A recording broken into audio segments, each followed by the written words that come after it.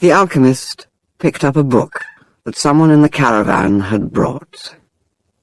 Leafing through the pages, he found a story about Narcissus. The alchemist knew the legend of Narcissus, a youth who knelt daily beside a lake to contemplate his own beauty. He was so fascinated by himself that one morning he fell into the lake and drowned. At the spot where he fell, a flower was born, which was called the Narcissus. But this was not how the author of the book ended the story.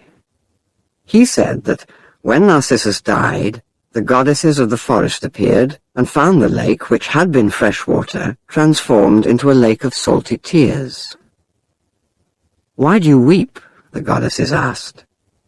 "I weep for Narcissus," the lake replied. "Ah, it is no surprise that you weep for Narcissus," they said, "for though we always pursued him in the forest, you alone could contemplate his beauty close at hand." "But was Narcissus beautiful?" the lake asked. "Who better than you to know that?" the goddesses said in wonder. "After all, it was by your banks that he knelt each day to contemplate himself." The lake was silent for some time. Finally it said, "I weep for Narcissus, but I never noticed that Narcissus was beautiful. I weep because each time he knelt beside my banks, I could see in the depths of his eyes my own beauty reflected." What a lovely story, the alchemist thought. The boy's name was Santiago. Dusk was falling as the boy arrived with his herd at an abandoned church. The roof had fallen in long ago, and an enormous sycamore had grown on the spot where the sacristy had once stood. He decided to spend the night there. He saw to it that all the sheep entered through the ruined gate, and then laid some planks across it to prevent the flock from wandering away during the night. There were no wolves in the region, but once an animal had strayed during the night, and the boy had had to spend the entire next day searching for it. He swept the floor with his jacket and lay down, using the book he had just finished reading as a pillow. He told himself that he'd have to start reading thicker books. They lasted longer and made more comfortable pillows. It was still dark when he awoke, and looking up, he could see the stars through the half-destroyed roof. I wanted to sleep a little longer, he thought. He had had the same dream that night as a week ago, and once again he had awakened before it ended. He arose and, taking up his crook, began to awaken the sheep that still slept. He'd noticed that as soon as he awoke, most of his animals also began to stir. It was as if some mysterious energy bound his life to that of the sheep, with whom he had spent the past 2 years, leading them through the countryside in search of food and water. "They're so used to me that they know my schedule," he muttered. Thinking about that for a moment, he realized that it could be the other way round, that it was he who had become accustomed to their schedule. But there were certain of them who took a bit longer to awaken. The boy prodded them, one by one, with his crook, calling each by name. He'd always believed that the sheep were able to understand what he said, so there were times when he read them parts of his books that had made an impression on him, or when he would tell them of the loneliness or the happiness of a shepherd in the fields. Sometimes he would comment to them on the things he had seen in the villages they passed. But for the past few days, he'd spoken to them only about one thing, the girl, the daughter of a merchant who lived in the village they would reach in about 4 days. He'd been to the village only once the year before. The merchant was the proprietor of a dry goods shop, and he always demanded that the sheep be sheared in his presence, so that he would not be cheated. A friend had told the boy about the shop, and he'd taken his sheep there. "I need to sell some wool," the boy told the merchant. The shop was busy, and the man asked the shepherd to wait until the afternoon, so the boy sat on the steps of the shop and took a book from his bag. "I didn't know shepherds knew how to read," said a girl's voice behind him. The girl was typical of the region of Andalusia, with flowing black hair and eyes that vaguely recalled the Moorish conquerors. "Well, usually I learn more from my sheep than from books," he answered. During the 2 hours that they talked, she told him she was the merchant's daughter, and spoke of life in the village where each day was like all the others.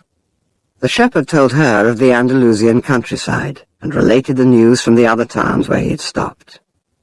It was a pleasant change from talking to his sheep. "How did you learn to read?" the girl asked at one point. "Like everybody learns," he said, "in school." "Well, if you know how to read, why are you just a shepherd?" The boy mumbled an answer that allowed him to avoid responding to her question. He was sure the girl would never understand. He went on telling stories about his travels, and her bright Moorish eyes went wide with fear and surprise. As the time passed, the boy found himself wishing that the day would never end, that her father would stay busy and keep him waiting for 3 days. He recognized that he was feeling something he had never experienced before, the desire to live in one place forever. With the girl with the raven hair, his days would never be the same again. But finally the merchant appeared, and asked the boy to shear 4 sheep. He paid for the wool, and asked the shepherd to come back the following year. And now, it was only 4 days before he would be back in that same village. He was excited, and at the same time uneasy. Maybe the girl had already forgotten him. Lots of shepherds passed through selling their wool. "It doesn't matter," he said to his sheep. "I know other girls in other places." But in his heart, he knew that it did matter. And he knew that shepherds, like seamen and like travelling salesmen, always found a town where there was someone who could make them forget the joys of carefree wandering. The day was dawning, and the shepherd urged his sheep in the direction of the sun. "They never have to make any decisions," he thought. "Maybe that's why they always stay close to me." The only things that concerned the sheep were food and water. As long as the boy knew how to find the best pastures in Andalusia, they would be his friends. Yes, their days were all the same, with the seemingly endless hours between sunrise and dusk, and they'd never read a book in their young lives, and didn't understand when the boy told them about the sights of the cities. They were content with just food and water, and in exchange they generously gave of their wool, their company, and once in a while, their meat. If I became a monster today and decided to kill them one by one, they would become aware only after most of the flock had been slaughtered, thought the boy. They trust me, and they've forgotten how to rely on their own instincts, because I lead them to nourishment. The boy was surprised at his thoughts. Maybe the church, with the sycamore growing from within, had been haunted. It had caused him to have the same dream for a second time, and it was causing him to feel anger towards his faithful companions. He drank a bit from the wine that remained from his dinner of the night before, and he gathered his jacket closer to his body. He knew that a few hours from now, with the sun at its zenith, the heat would be so great that he would not be able to lead his flock across the fields. It was the time of day when all of Spain slept during the summer. The heat lasted until nightfall, and all that time he had to carry his jacket. But when he thought to complain about the burden of its weight, he remembered that because he had the jacket, he had withstood the cold of the dawn. We have to be prepared for change, he thought, and he was grateful for the jacket's weight and warmth. The jacket had a purpose, and so did the boy. His purpose in life was to travel, and after 2 years of walking the Andalusian terrain, he knew all the cities of the region. He was planning on this visit to explain to the girl how it was that a simple shepherd knew how to read, that he had attended a seminary until he was 16. His parents had wanted him to become a priest, and thereby a source of pride for a simple farm family. They had worked hard just to have food and water, like the sheep. He had studied Latin, Spanish, and theology. But ever since he had been a child, he had wanted to know the world, and this was much more important to him than knowing God and learning about man's sins. One afternoon, on a visit to his family, he had summoned up the courage to tell his father that he didn't want to become a priest, that he wanted to travel. People from all over the world have passed through this village, son, said his father. They come in search of new things, but when they leave, they're basically the same people they were when they arrived. They climb the mountain to see the castle, and they wind up thinking that the past was better than what we have now. They have blonde hair or dark skin, but basically they're the same as the people who live right here. But I'd like to see the castles in the towns where they live, the boy explained. Those people, when they see our land, say they would like to live here forever, his father continued. Well, I'd like to see their land and see how they live, said his son. People who come here have a lot of money to spend, so they can afford to travel, his father said. Amongst us, the only ones who travel are the shepherds. Well then, I'll be a shepherd. His father said no more.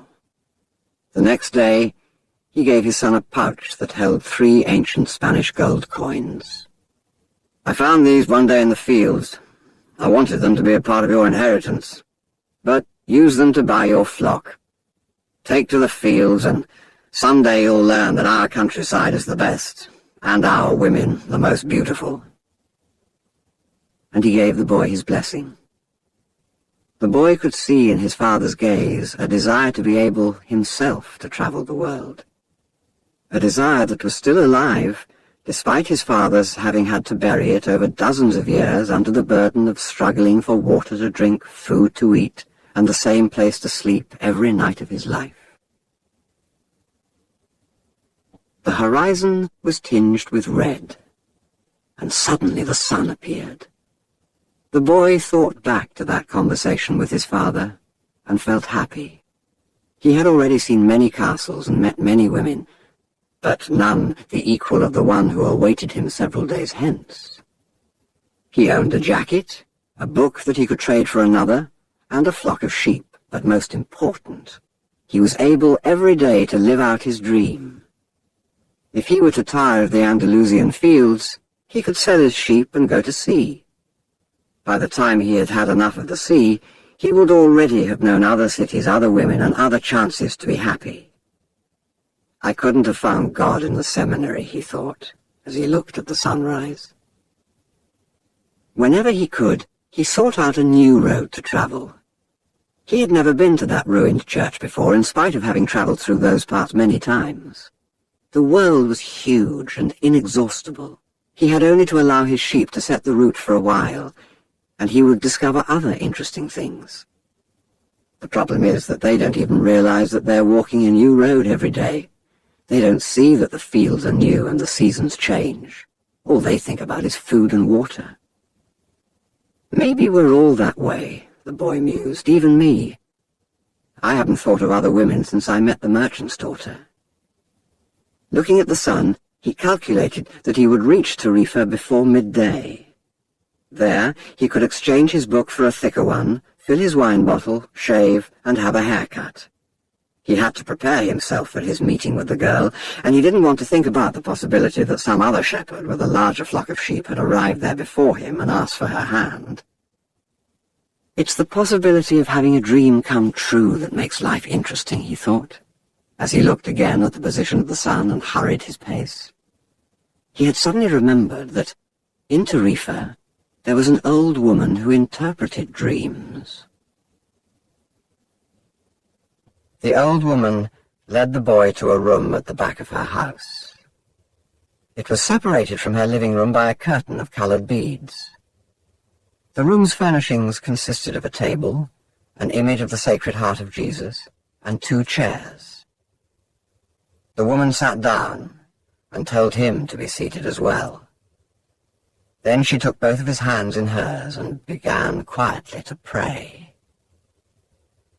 It sounded like a gypsy prayer. The boy had already had experience on the road with gypsies. They also travelled, but they had no flocks of sheep. People said that gypsies spent their lives tricking others. It was also said that they had a pact with the devil, and that they kidnapped children, and taking them away to their mysterious camps made them their slaves. As a child, the boy had always been frightened to death that he would be captured by gypsies, and this childhood fear returned when the old woman took his hands in hers. But she has the Sacred Heart of Jesus there, he thought, trying to reassure himself. He didn't want his hand to begin trembling, showing the old woman that he was fearful. He recited an Our Father silently. "Very interesting," said the woman, never taking her eyes from the boy's hands. And then she fell silent. The boy was becoming nervous. His hands began to tremble, and the woman sensed it. He quickly pulled his hands away. "I didn't come here to have you read my palm," he said, already regretting having come. He thought for a moment that it would be better to pay her fee and leave without learning a thing, that he was giving too much importance to his recurrent dream. "You came so you could learn about your dreams," said the old woman, "and dreams are the language of God. When he speaks in our language, I can interpret what he has said, but if he speaks in the language of the soul, it is only you who can understand. But whichever it is, I'm going to charge you for the consultation." Another trick, the boy thought. But he decided to take a chance. A shepherd always takes his chances with wolves and with drought, and that's what makes a shepherd's life exciting. "I've had the same dream twice," he said. "I dreamed that I was in a field with my sheep, when a child appeared and began to play with the animals. I don't like people to do that because the sheep are afraid of strangers. But children always seem to be able to play with them without frightening them. I don't know why. I don't know how animals know the age of human beings." "Tell me more about your dream," said the woman. "I have to get back to my cooking, and since you don't have much money, I can't give you a lot of time." "Well, the child went on playing with my sheep for quite a while," continued the boy, a bit upset, "and suddenly the child took me by both hands and transported me to the Egyptian pyramids." He paused for a moment to see if the woman knew what the Egyptian pyramids were, but she said nothing. Then, "At the Egyptian pyramids," he said the last three words slowly, so that the old woman would understand, "the child said to me, 'If you come here, you will find a hidden treasure.' And just as she was about to show me the exact location, I woke up, both times." The woman was silent for some time. Then she again took his hands and studied them carefully. "I'm not going to charge you anything now," she said, "but I want 1/10 of the treasure, if you find it." The boy laughed, out of happiness. He was going to be able to save the little money he had because of a dream about hidden treasure. "Well, interpret the dream," he said. "First, swear to me. Swear you will give me 1/10 of your treasure in exchange for what I'm going to tell you." The shepherd swore that he would. The old woman asked him to swear again while looking at the image of the Sacred Heart of Jesus. "It's a dream in the language of the world," she said. "I can interpret it, but the interpretation is very difficult. That's why I feel that I deserve a part of what you find. And this is my interpretation. You must go to the pyramids in Egypt. I have never heard of them, but if it was a child who showed them to you, they exist. There you will find a treasure that will make you a rich man." The boy was surprised and then irritated. He didn't need to seek out the old woman for this. But then he remembered that he wasn't going to have to pay anything. "I didn't need to waste my time just for this," he said. "I told you that your dream was a difficult one.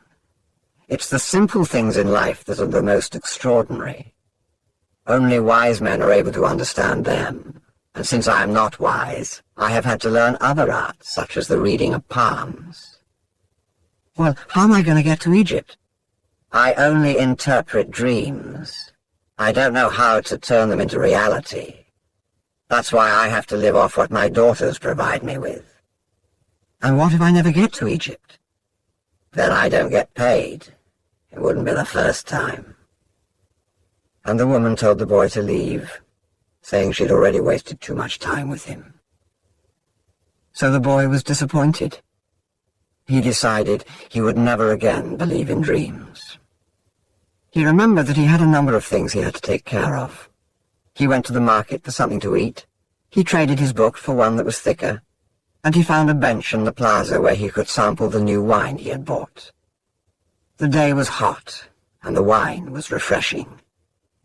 The sheep were at the gates of the city in a stable that belonged to a friend. The boy knew a lot of people in the city. That was what made travelling appeal to him. He always made new friends, and he didn't need to spend all of his time with them.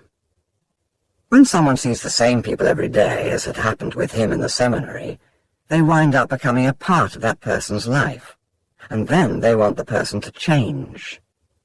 If someone isn't what others want them to be, the others become angry. Everyone seems to have a clear idea of how other people should lead their lives, but none about his or her own. He decided to wait until the sun had sunk a bit lower in the sky before following his flock back through the fields. 3 days from now, he would be with the merchant's daughter. He started to read the book he had bought. On the very first page it described a burial ceremony, and the names of the people involved were very difficult to pronounce. If he ever wrote a book, he thought, he would present one person at a time so that the reader wouldn't have to worry about memorizing a lot of names. When he was finally able to concentrate on what he was reading, he liked the book better. The burial was on a snowy day, and he welcomed the feeling of being cold. As he read on, an old man sat down at his side and tried to strike up a conversation. "What are they doing?" the old man asked, pointing at the people in the plaza. "Working," the boy answered dryly, making it look as if he wanted to concentrate on his reading. Actually, he was thinking about shearing his sheep in front of the merchant's daughter, so that she could see that he was someone who was capable of doing difficult things. He had already imagined the scene many times. Every time the girl became fascinated when he explained that the sheep had to be sheared from back to front. He also tried to remember some good stories to relate as he sheared his sheep. Most of them he had read in books, but he would tell them as if they were from his personal experience. She would never know the difference because she didn't know how to read. Meanwhile, the old man persisted in his attempt to strike up a conversation. He said he was tired and thirsty, and asked if he might have a sip of the boy's wine. The boy offered his bottle, hoping that the old man would leave him alone. But the old man wanted to talk, and he asked the boy what book he was reading. The boy was tempted to be rude and moved to another bench, but his father had taught him to be respectful of the elderly. So he held out the book to the man for 2 reasons. First, that he himself wasn't sure how to pronounce the title, and second, that if the old man didn't know how to read, he would probably feel ashamed and decide of his own accord to change benches. Said the old man, looking at all sides of the book, as if it were some strange object. "This is an important book, but it's really irritating." The boy was shocked. The old man knew how to read, and had already read the book. And if the book was irritating, as the old man had said, the boy still had time to change it for another. "It's a book that says the same thing almost all the other books in the world say," continued the old man. "It describes people's inability to choose their own personal legends. And it ends up saying that everyone believes the world's greatest lie." "What's the world's greatest lie?" the boy asked, completely surprised. "It's this, that at a certain point in our lives we lose control of what's happening to us, and our lives become controlled by fate. That's the world's greatest lie." "That's never happened to me," the boy said. "They wanted me to be a priest, but I decided to become a shepherd." "Much better," said the old man, "because you really like to travel." "He knew what I was thinking," the boy said to himself. The old man, meanwhile, was leafing through the book without seeming to want to return it at all.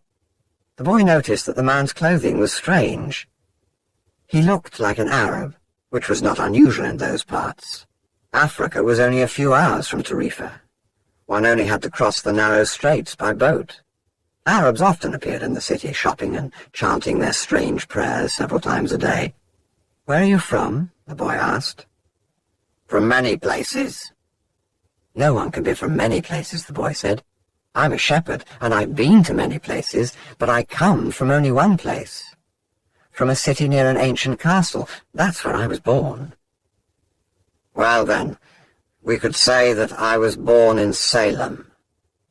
The boy didn't know where Salem was, but he didn't want to ask, fearing that he would appear ignorant. He looked at the people in the plaza for a while. They were coming and going, and all of them seemed to be very busy. "So, what is Salem like?" he asked, trying to get some sort of clue. "It's like it always has been." No clue yet. But he knew that Salem wasn't in Andalusia. If it were, he would already have heard of it. "And, what do you do in Salem?" he insisted. "What do I do in Salem?" the old man laughed. "Well, I'm the king of Salem."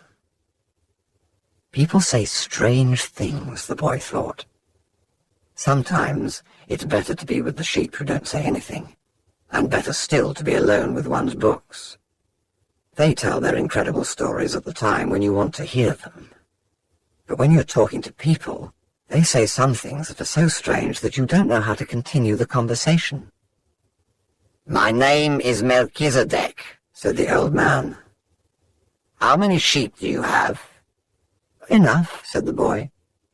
He could see that the old man wanted to know more about his life. "Well then, we've got a problem. I can't help you if you feel you've got enough sheep." The boy was getting irritated. He wasn't asking for help. It was the old man who had asked for a drink of his wine and had started the conversation. "Give me my book," the boy said. "I have to go and gather my sheep and get going." "Give me 1/10 of your sheep," said the old man, "and I'll tell you how to find the hidden treasure." The boy remembered his dream, and suddenly everything was clear to him. The old woman hadn't charged him anything, but the old man, maybe he was her husband, was going to find a way to get much more money in exchange for information about something that didn't even exist. The old man was probably a gypsy too. But before the boy could say anything, the old man leaned over, picked up a stick, and began to write in the sand of the plaza. Something bright reflected from his chest with such intensity that the boy was momentarily blinded. With a movement that was too quick for someone of his age, the man covered what it was with his cape. When his vision returned to normal, the boy was able to read what the old man had written in the sand. There, in the sand of the plaza of that small city, the boy read the names of his father and his mother, and the name of the seminary he had attended. He read the name of the merchant's daughter, which he hadn't even known. And he read things he had never told anyone.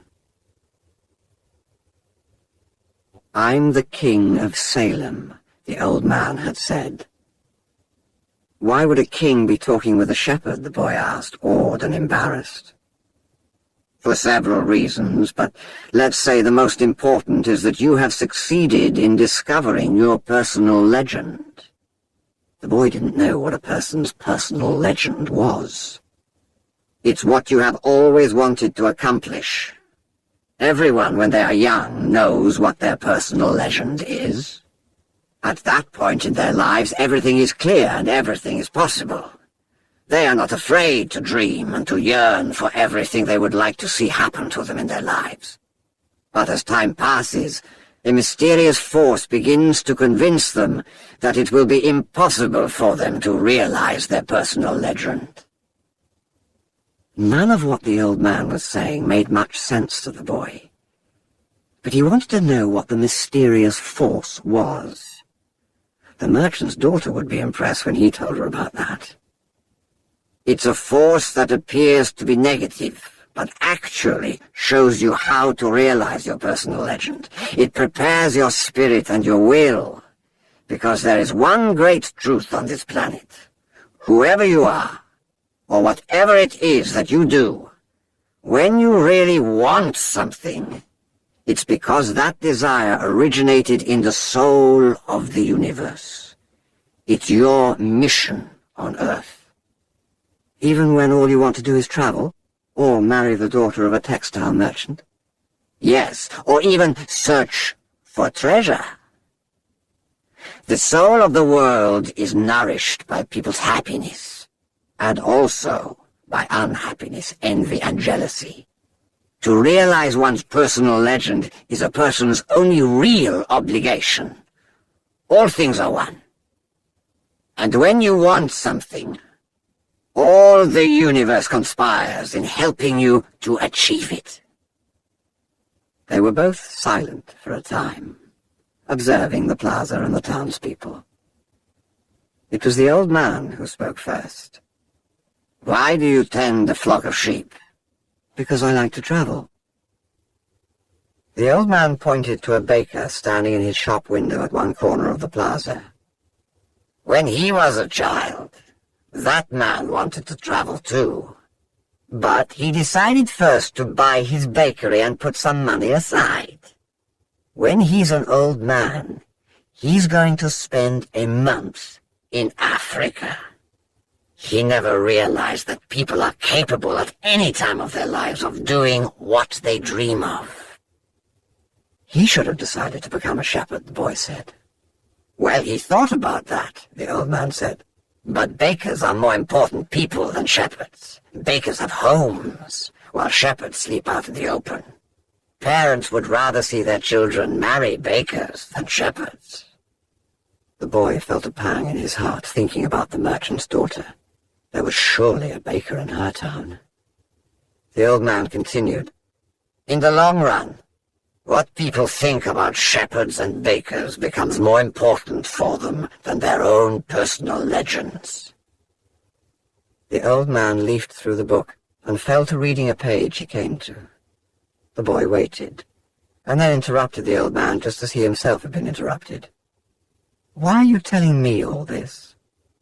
"Because you are trying to realize your personal legend, and you are at the point where you are about to give it all up." "And that's when you always appear on the scene?"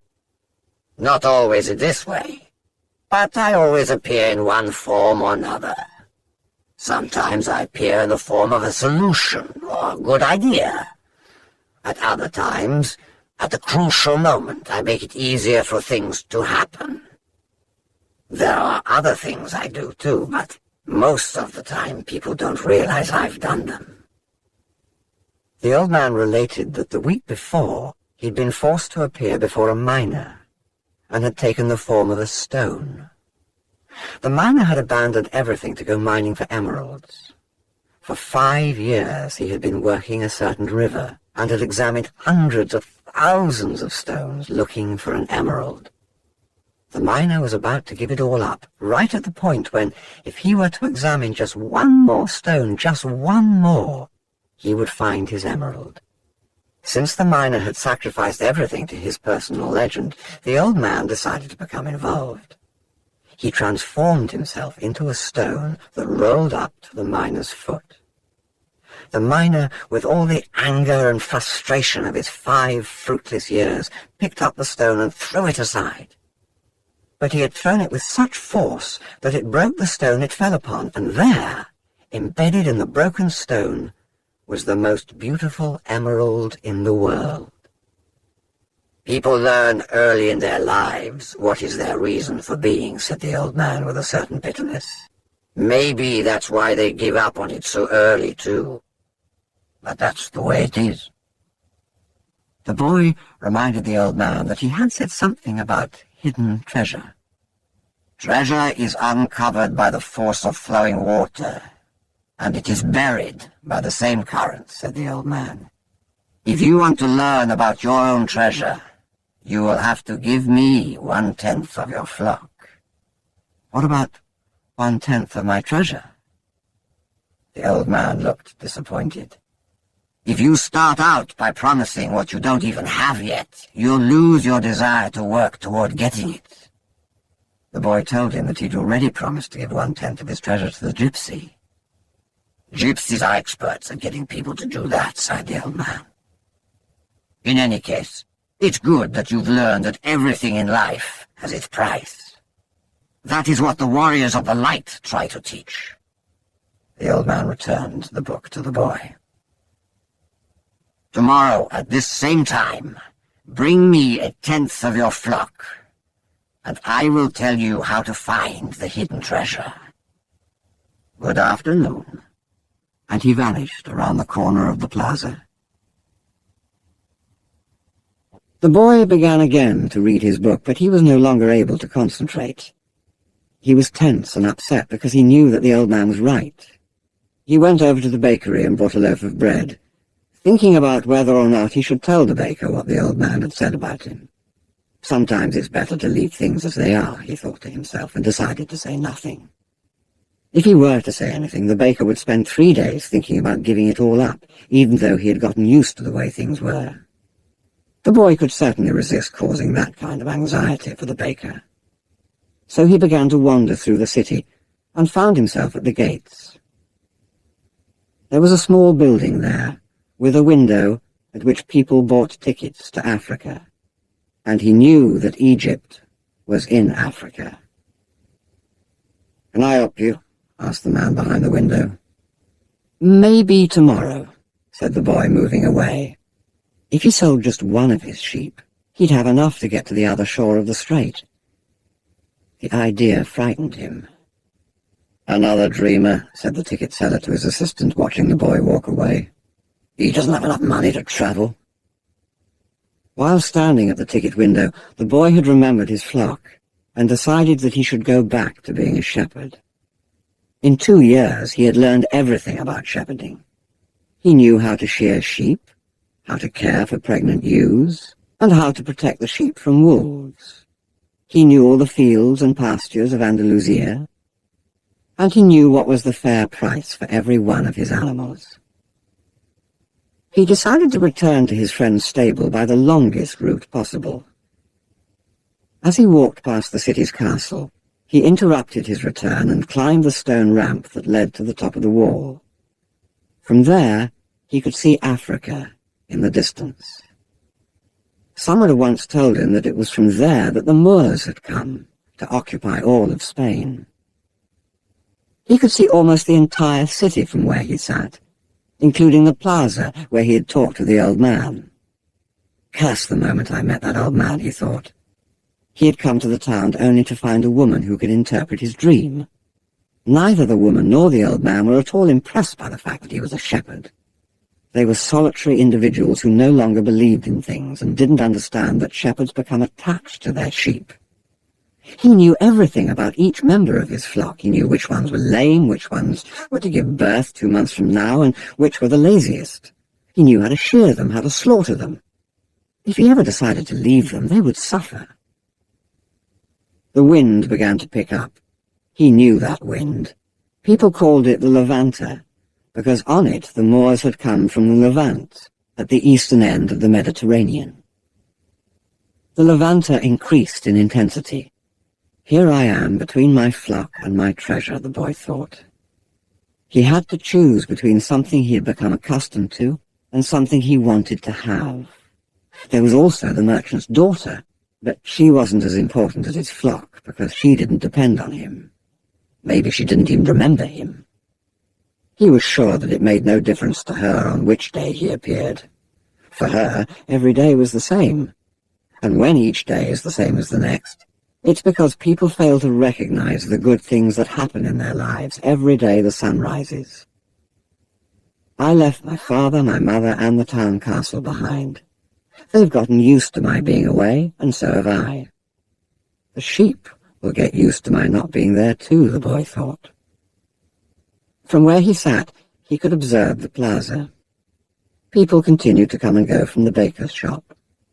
A young couple sat on the bench where he had talked with the old man, and they kissed. That baker, he said to himself without completing the thought. The Levanter was still getting stronger, and he felt its force on his face. That wind had brought the Moors, yes, but it had also brought the smell of the desert and of veiled women. It had brought with it the sweat and the dreams of men who had once left to search for the unknown, and for gold and adventure, and for the pyramids. The boy felt jealous of the freedom of the wind, and saw that he could have the same freedom. There was nothing to hold him back except himself. The sheep, the merchant's daughter, and the fields of Andalusia were only steps along the way to his personal legend. The next day, the boy met the old man at noon. He brought 6 sheep with him.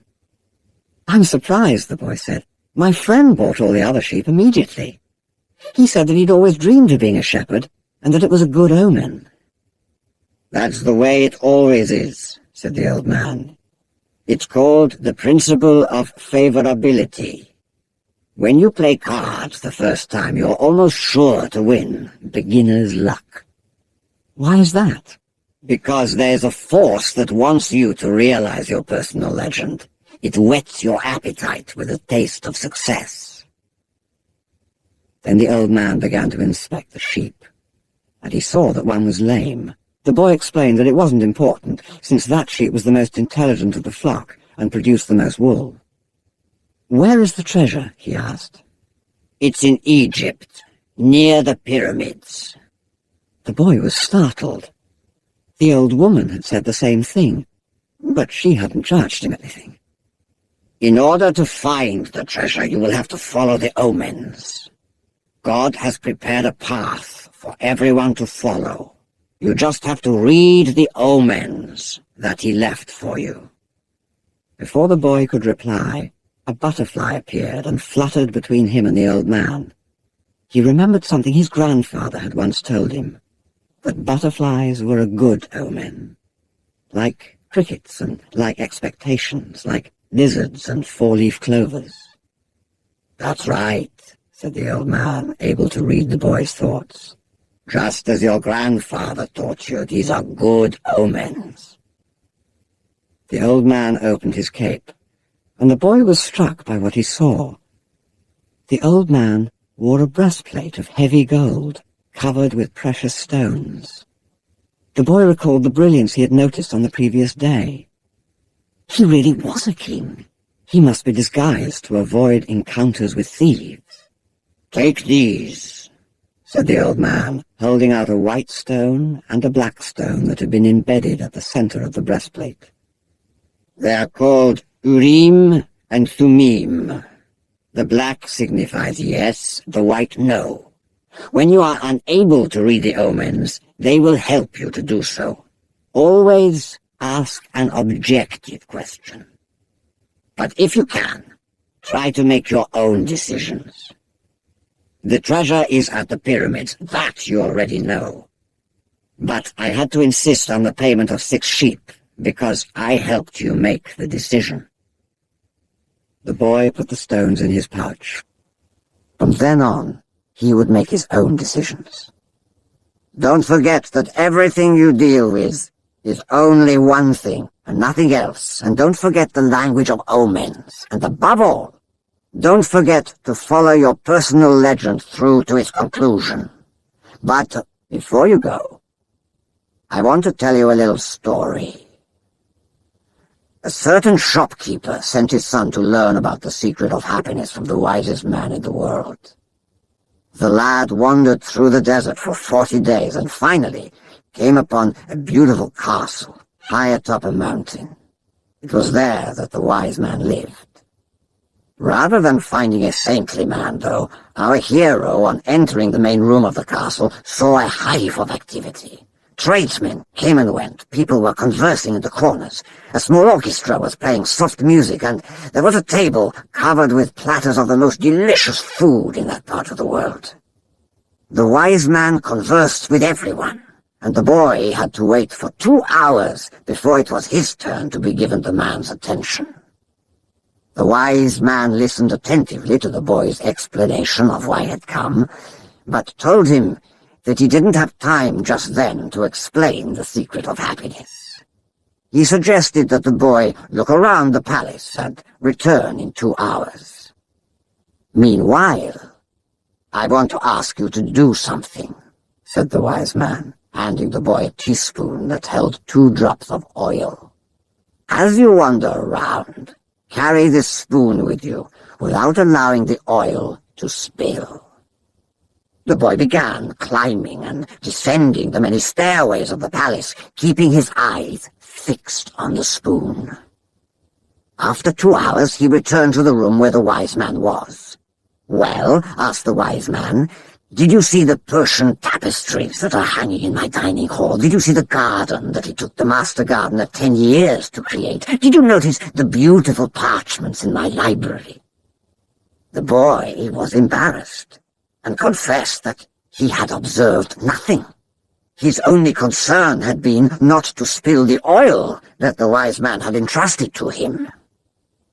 "Then go back and observe the marvels of my world," said the wise man. "You cannot trust the man if you don't know his house." Relieved, the boy picked up the spoon and returned to his exploration of the palace, this time observing all the works of art on the ceilings and the walls. He saw the gardens, the mountains all around him, the beauty of the flowers, and the taste with which everything had been selected. Upon returning to the wise man, he related in detail everything he had seen. "But where are the drops of oil I entrusted to you?" asked the wise man. Looking down at the spoon he held, the boy saw that the oil was gone. "Well, there is only one piece of advice I can give you," said the wisest of wise men. "The secret of happiness is to see all the marvels of the world, and never to forget the drops of oil on the spoon." The shepherd said nothing. He had understood the story the old king had told him. A shepherd may like to travel, but he should never forget about his sheep. The old man looked at the boy, and with his hands held together, made several strange gestures over the boy's head. Then, taking his sheep, he walked away. At the highest point in Tarifa, there's an old fort built by the Moors. From atop its walls, one can catch a glimpse of Africa. Melchizedek, the king of Salem, sat on the wall of the fort that afternoon and felt the Levanter blowing in his face. The sheep fidgeted nearby, uneasy with their new owner, and excited by so much change. All they wanted was food and water. Melchizedek watched a small ship that was ploughing its way out of the port. He would never again see the boy, just as he had never seen Abraham again after having charged him his 1/10 fee. That was his work. The gods should not have desires because they don't have personal legends.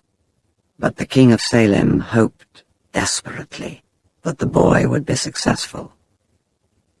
"It's too bad that he's quickly going to forget my name," he thought. "I should have repeated it to him. Then when he spoke about me, he would say that I am Melchizedek, the king of Salem."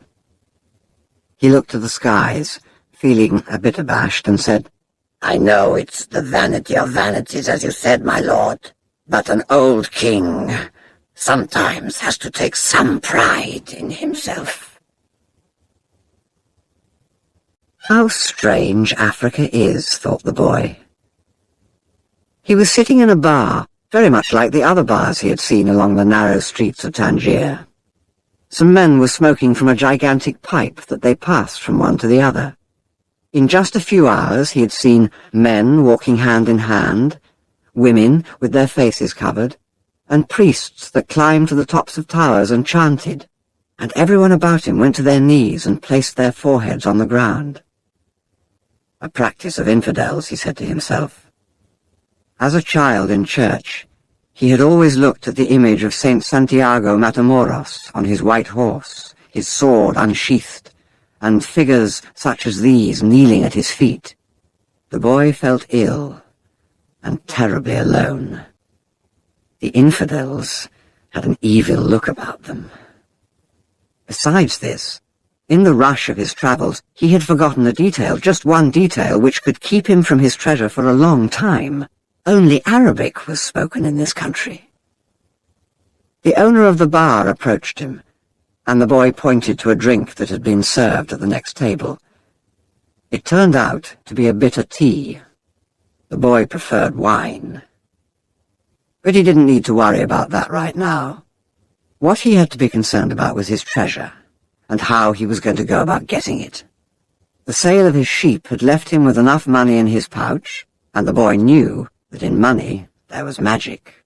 Whoever has money is never really alone. Before long, maybe in just a few days, he would be at the pyramids. An old man with a breastplate of gold wouldn't have lied just to acquire 6 sheep. The old man had spoken about signs and omens, and as the boy was crossing the strait, he'd thought about omens. Yes, the old man had known what he was talking about. During the time the boy had spent in the fields of Andalusia, he had become used to learning which path he should take by observing the ground and the sky. He had discovered that the presence of a certain bird meant that a snake was nearby, and that a certain shrub was a sign that there was water in the area. The sheep had taught him that. If God leads the sheep so well, he will also lead a man, he thought, and that made him feel better. The tea seemed less bitter. "Who are you?" he heard a voice ask him in Spanish. The boy was relieved. He was thinking about omens, and someone had appeared. "How come you speak Spanish?" he asked. The new arrival was a young man in Western dress, but the color of his skin suggested he was from this city. He was about the same age and height as the boy.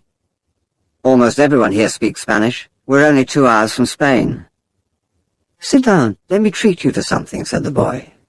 "And ask for a glass of wine for me. I hate this tea." "There is no wine in this country," the young man said. "The religion here forbids it." The boy told him that he needed to get to the pyramids. He almost began to tell about his treasure, but decided not to do so. If he did, it was possible that the Arab would want a part of it as payment for taking him there. He remembered what the old man had said about offering something you didn't even have yet. "I'd like you to take me there if you can. I can pay you to serve as my guide." "Do you have any idea how to get there?" the newcomer asked.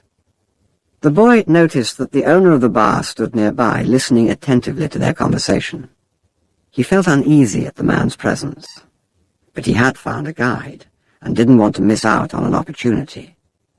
"You have to cross the entire Sahara Desert," said the young man, "and to do that you need money. I need to know whether you have enough." The boy thought it was a strange question, but he trusted in the old man who had said that when you really want something, the universe always conspires in your favor. He took his money from his pouch and showed it to the young man. The owner of the bar came over and looked as well. The 2 men exchanged some words in Arabic, and the bar owner seemed irritated. "Let's get out of here," said the new arrival. "He wants us to leave." The boy was relieved. He got up to pay the bill, but the owner grabbed him and began to speak to him in an angry stream of words. The boy was strong and wanted to retaliate, but he was in a foreign country. His new friend pushed the owner aside and pulled the boy outside with him. "He wanted your money," he said. "Tangier is not like the rest of Africa. This is a port, and every port has its thieves." The boy trusted his new friend. He had helped him out in a dangerous situation. He took out his money and counted it. "We could get to the pyramids by tomorrow," said the other, taking the money. "But I have to buy 2 camels." They walked together through the narrow streets of Tangier. Everywhere there were stalls with items for sale. They reached the center of a large plaza where the market was held. There were thousands of people there, arguing, selling, and buying. Vegetables for sale amongst daggers and carpets displayed alongside tobacco. But the boy never took his eye off his new friend. After all, he had all his money. He thought about asking him to give it back, but decided that that would be unfriendly. He knew nothing about the customs of the strange land he was in. "I'll just watch him," he said to himself. He knew he was stronger than his friend. Suddenly, there in the midst of all that confusion, he saw the most beautiful sword he had ever seen. The scabbard was embossed in silver, and the handle was black and encrusted with precious stones. The boy promised himself that when he returned from Egypt, he would buy that sword. "Ask the owner of that stall how much the sword costs," he said to his friend. Then he realized that he'd been distracted for a few moments looking at the sword. His heart squeezed, as if his chest had suddenly compressed it. He was afraid to look around because he knew what he would find. He continued to look at the beautiful sword for a bit longer, until he summoned the courage to turn around. All around him was the market, with people coming and going, shouting and buying, and the aroma of strange foods, but nowhere could he find his new companion. The boy wanted to believe that his friend had simply become separated from him by accident. He decided to stay right there and await his return. As he waited, a priest climbed to the top of a nearby tower and began his chant. Everyone in the market fell to their knees, touched their foreheads to the ground, and took up the chant. Then, like a colony of worker ants, they dismantled their stalls and left. The sun began its departure as well. The boy watched it through its trajectory for some time until it was hidden behind the white houses surrounding the plaza. He recalled that when the sun had risen that morning, he was on another continent, still a shepherd with 60 sheep, and looking forward to meeting with a girl. That morning he had known everything that was going to happen to him as he walked through the familiar fields. But now, as the sun began to set, he was in a different country, a stranger in a strange land where he couldn't even speak the language. He was no longer a shepherd, and he had nothing, not even the money to return and start everything over. All this had happened between sunrise and sunset, the boy thought. He was feeling sorry for himself, and lamenting the fact that his life could have changed so suddenly and so drastically. He was so ashamed that he wanted to cry. He'd never even wept in front of his own sheep, but the marketplace was empty and he was far from home. So he wept. He wept because God was unfair, and because this was the way God repaid those who believed in their dreams. When I had my sheep, I was happy, and I made those around me happy. People saw me coming and welcomed me, he thought. But now I'm sad and alone. I'm going to become bitter and distrustful of people because one person betrayed me. I'm going to hate those who have found their treasure because I never found mine. And I'm going to hold on to what little I have because I'm too insignificant to conquer the world. He opened his pouch to see what was left of his possessions. Maybe there was a bit left of the sandwich he'd eaten on the ship. But all he found was the heavy book, his jacket, and the 2 stones the old man had given him. As he looked at the stones, he felt relieved for some reason. He had exchanged 6 sheep for 2 precious stones that had been taken from a gold breastplate. He could sell the stones and buy a return ticket. But this time I'll be smarter, the boy thought, removing them from the pouch so he could put them in his pocket. This was a port town, and the only truthful thing his friend had told him was that port towns are full of thieves. Now he understood why the owner of the bar had been so upset. He was trying to tell him not to trust that man. I'm like everyone else. I see the world in terms of what I would like to see happen, not what actually does. He ran his fingers slowly over the stones, sensing their temperature and feeling their surfaces. They were his treasure. Just handling them made him feel better. They reminded him of the old man. When you want something, all the universe conspires in helping you to achieve it, he had said. The boy was trying to understand the truth of what the old man had said. There he was in the empty marketplace, without a cent to his name, and with not a sheep to guard through the night. But the stones were proof that he had met with a king who knew of the boy's past. They're called Urim and Thummim, and they can help you to read the omens. The boy put the stones back in the pouch and decided to do an experiment. The old man had said to ask very clear questions, and to do that, the boy had to know what he wanted. So he asked if the old man's blessing was still with him. He took out one of the stones. It was yes. "Am I going to find my treasure?" he asked. He stuck his hand into the pouch and he felt around for one of the stones. As he did so, both of them pushed through a hole in the pouch and fell to the ground. The boy had never even noticed that there was a hole in his pouch. He knelt down to find Urim and Thummim and put them back in the pouch. But as he saw them lying there on the ground, another phrase came to his mind. "Learn to recognize omens and follow them," the old king had said.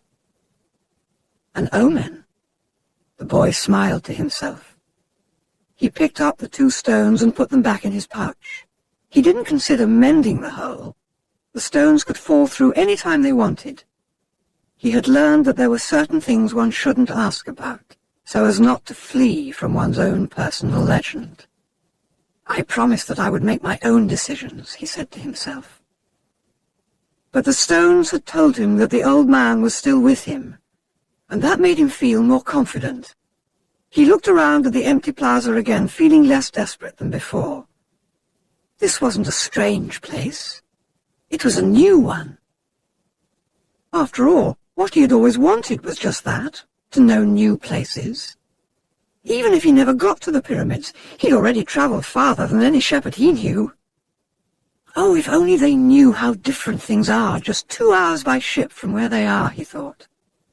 Although his new world at the moment was just an empty marketplace, he had already seen it when it was teeming with life, and he would never forget it. He remembered the sword. It hurt him a bit to think about it, but he'd never seen one like it before. As he mused about these things, he realized that he had to choose between thinking of himself as the poor victim of a thief and as an adventurer in quest of his treasure. "I'm an adventurer, looking for treasure," he said to himself. He was shaken into wakefulness by someone. He'd fallen asleep in the middle of the marketplace, and life in the plaza was about to resume. Looking around, he saw his sheep and then realized that he was in a new world. But instead of being saddened, he was happy. He no longer had to seek out food and water for the sheep. He could go in search of his treasure instead. He had not a cent in his pocket, but he had faith. He had decided the night before that he would be as much an adventurer as the ones he had admired in books. He walked slowly through the marketplace. The merchants were assembling their stalls, and the boy helped a candy seller to do his. The candy seller had a smile on his face. He was happy, aware of what his life was about, and ready to begin a day's work. His smile reminded the boy of the old man, the mysterious old king he had met. This candy merchant isn't making candy so that later he can travel or marry a shopkeeper's daughter. He's doing it because it's what he wants to do, thought the boy. He realized that he could do the same thing the old man had done. Sense whether a person was near to or far from his personal legend, just by looking at them. It's easy. And yet I've never done it before, he thought. When the stall was assembled, the candy seller offered the boy the first sweet he had made for the day. The boy thanked him, ate it, and went on his way. When he'd gone only a short distance, he realized that while they were erecting the stall, one of them had spoken Arabic and the other Spanish, and they had understood each other perfectly well. There must be a language that doesn't depend on words, the boy thought. I've already had that experience with my sheep, and now it's happening with people. He was learning a lot of new things. Some of them were things that he had already experienced and weren't really new, but that he had never perceived before. And he hadn't perceived them because he had become accustomed to them. He realized, if I can learn to understand this language without words, I can learn to understand the world. Relaxed and unhurried, he resolved that he would walk through the narrow streets of Tangier. Only in that way would he be able to read the omens. He knew it would require a lot of patience, but shepherds know all about patience. Once again he saw that, in that strange land, he was applying the same lessons he had learned with his sheep. "All things are one," the old man had said. The crystal merchant awoke with the day and felt the same anxiety that he felt every morning. He had been in the same place for 30 years, a shop at the top of a hilly street where few customers passed. Now it was too late to change anything. The only thing he had ever learned to do was to buy and sell crystal glassware. There had been a time when many people knew of his shop: Arab merchants, French and English geologists, German soldiers who were always well-heeled. In those days it had been wonderful to be selling crystal, and he had thought how he would become rich and have beautiful women at his side as he grew older. But as time passed, Tangier had changed. The nearby city of Ceuta had grown faster than Tangier, and business had fallen off. Neighbors moved away, and there remained only a few small shops on the hill. And no one was going to climb the hill just to browse through a few small shops. But the crystal merchant had no choice. He had lived 30 years of his life buying and selling crystal pieces, and now it was too late to do anything else. He spent the entire morning observing the infrequent comings and goings in the street. He had done this for years and knew the schedule of everyone who passed. But just before lunchtime, a boy stopped in front of the shop. He was dressed normally, but the practiced eye of the crystal merchant could see that the boy had no money to spend. Nevertheless, the merchant decided to delay his lunch for a few minutes until the boy moved on. A card hanging in the doorway announced that several languages were spoken in the shop. The boy saw a man appear behind the counter. "I can clean up those glasses in the window if you want," said the boy. "The way they look now, no one's going to want to buy them." The man looked at him without responding. "In exchange, you could give me something to eat." The man still said nothing, and the boy sensed that he was going to have to make a decision. In his pouch, he had his jacket. He certainly wasn't going to need it in the desert. Taking the jacket out, he began to clean the glasses. In half an hour, he had cleaned all the glasses in the window, and as he was doing so, 2 customers had entered the shop and bought some crystal. When he had completed the cleaning, he asked the man for something to eat. "Let's go and have some lunch," said the crystal merchant. He put a sign on the door, and they went to a small cafe nearby. As they sat down at the only table in the place, the crystal merchant laughed. "You didn't have to do any cleaning," he said. "The Quran requires me to feed a hungry person." "Well, then why did you let me do it?" the boy asked. "Because the crystal was dirty, and both you and I needed to cleanse our minds of negative thoughts." When they had eaten, the merchant turned to the boy and said, "I'd like you to work in my shop. 2 customers came in today while you were working, and that's a good omen." People talk a lot about omens, thought the shepherd, but they really don't know what they're saying. Just as I hadn't realized that for so many years I'd been speaking a language without words to my sheep. "Do you want to go to work for me?" the merchant asked. "I can work for the rest of today," the boy answered. "I'll work all night until dawn, and I'll clean every piece of crystal in your shop. In return, I need money to get to Egypt tomorrow." The merchant laughed. "Even if you clean my crystal for an entire year, even if you earned a good commission selling every piece, you would still have to borrow money to get to Egypt. There are thousands of kilometers of desert between here and there." There was a moment of silence, so profound that it seemed the city was asleep. No sound from the bazaars, no arguments among the merchants, no men climbing to the towers to chant. No hope, no adventure, no old kings or personal legends, no treasure, and no pyramids. It was as if the world had fallen silent because the boy's soul had. He sat there, staring blankly through the door of the cafe, wishing that he had died, and that everything would end forever at that moment. The merchant looked anxiously at the boy. All the joy he had seen that morning had suddenly disappeared. "I can give you the money you need to get back to your country, my son," said the crystal merchant. The boy said nothing. He got up, adjusted his clothing, and picked up his pouch. "I'll work for you," he said. And after another long silence he added, I need money to buy some sheep." The boy had been working for the crystal merchant for almost a month, and he could see that it wasn't exactly the kind of job that would make him happy. The merchant spent the entire day mumbling behind the counter, telling the boy to be careful with the pieces and not to break anything. But he stayed with the job because the merchant, although he was an old grouch, treated him fairly. The boy received a good commission for each piece he sold, and had already been able to put some money aside. That morning he had done some calculating. If he continued to work every day as he had been, he would need a whole year to be able to buy some sheep. "I'd like to build a display case for the crystal," the boy said to the merchant. "We could place it outside and attract those people who pass at the bottom of the hill." "Well, I've never had one before," the merchant answered. "People will pass by and bump into it, and pieces will be broken." "Well, when I took my sheep through the fields, some of them might have died if we had come upon a snake, but that's the way life is with sheep and with shepherds." The merchant turned to a customer who wanted 3 crystal glasses. He was selling better than ever, as if time had turned back to the old days when the street had been one of Tangier's major attractions. "Business has really improved," he said to the boy after the customer had left. "I'm doing much better, and soon you'll be able to return to your sheep. Why ask more out of life?"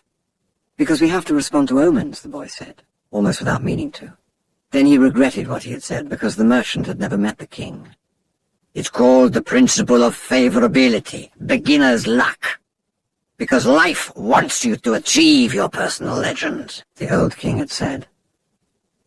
But the merchant understood what the boy had said. The boy's very presence in the shop was an omen, and as time passed and money was pouring into the cash drawer, he had no regrets about having hired the boy. The boy was being paid more money than he deserved because the merchant, thinking that sales wouldn't amount to much, had offered the boy a high commission rate. He had assumed he would soon return to his sheep. "Why did you want to get to the pyramids?" he asked, to get away from the business of the display. "Because I've always heard about them," the boy answered, saying nothing about his dream. The treasure was now nothing but a painful memory, and he tried to avoid thinking about it. "I don't know anyone here who would want to cross the desert just to see the pyramids," said the merchant. "They're just a pile of stones. You could build one in your own backyard." "You've never had dreams of travel?" said the boy, turning to wait on a customer who had entered the shop. 2 days later, the merchant spoke to the boy about the display. "I don't much like change," he said. "You and I aren't like Hassan, that rich merchant. If he makes a buying mistake, it doesn't affect him much. But we two have to live with our mistakes." That's true enough, the boy thought ruefully. "Why did you think we should have a display?" "I want to get back to my sheep faster. We have to take advantage when luck is on our side, and do as much to help it as it's doing to help us. It's called the principle of favorability, or beginner's luck." The merchant was silent for a few moments. Then he said, "The Prophet gave us the Quran, and left us just 5 obligations to satisfy during our lives. The most important is to believe only in the one true God. The others are to pray 5 times a day, fast during Ramadan, and be charitable to the poor." He stopped there. His eyes filled with tears as he spoke of the Prophet. He was a devout man, and even with all his impatience, he wanted to live his life in accordance with Muslim law. "What's the 5th obligation?" the boy asked. 2 days ago you said that I had never dreamed of travel," the merchant answered. "The 5th obligation of every Muslim is a pilgrimage. We are obliged, at least once in our lives, to visit the holy city of Mecca. Mecca is a lot further away than the pyramids. When I was young, all I wanted to do was to put together enough money to start this shop. I thought that someday I'd be rich and could go to Mecca. I began to make some money, but I could never bring myself to leave someone in charge of the shop. The crystals are delicate things. At the same time, people were passing my shop all the time, heading for Mecca. Some of them were rich pilgrims traveling in caravans with servants and camels, but most of the people making the pilgrimage were poorer than I. All who went there were happy at having done so. They placed the symbols of the pilgrimage on the doors of their houses. One of them A cobbler who made his living mending boots said that he had travelled almost a year through the desert, but that he got more tired when he had to walk through the streets of Tangier buying his leather. "Well, why don't you go to Mecca now?" asked the boy. "Because it's the thought of Mecca that keeps me alive. That's what helps me face these days that are all the same, these mute crystals on the shelves, and lunch and dinner at that same horrible cafe. I'm afraid that if my dream is realized, I'll have no reason to go on living. You dream about your sheep and the pyramids, but you're different from me because you want to realize your dreams. I just want to dream about Mecca.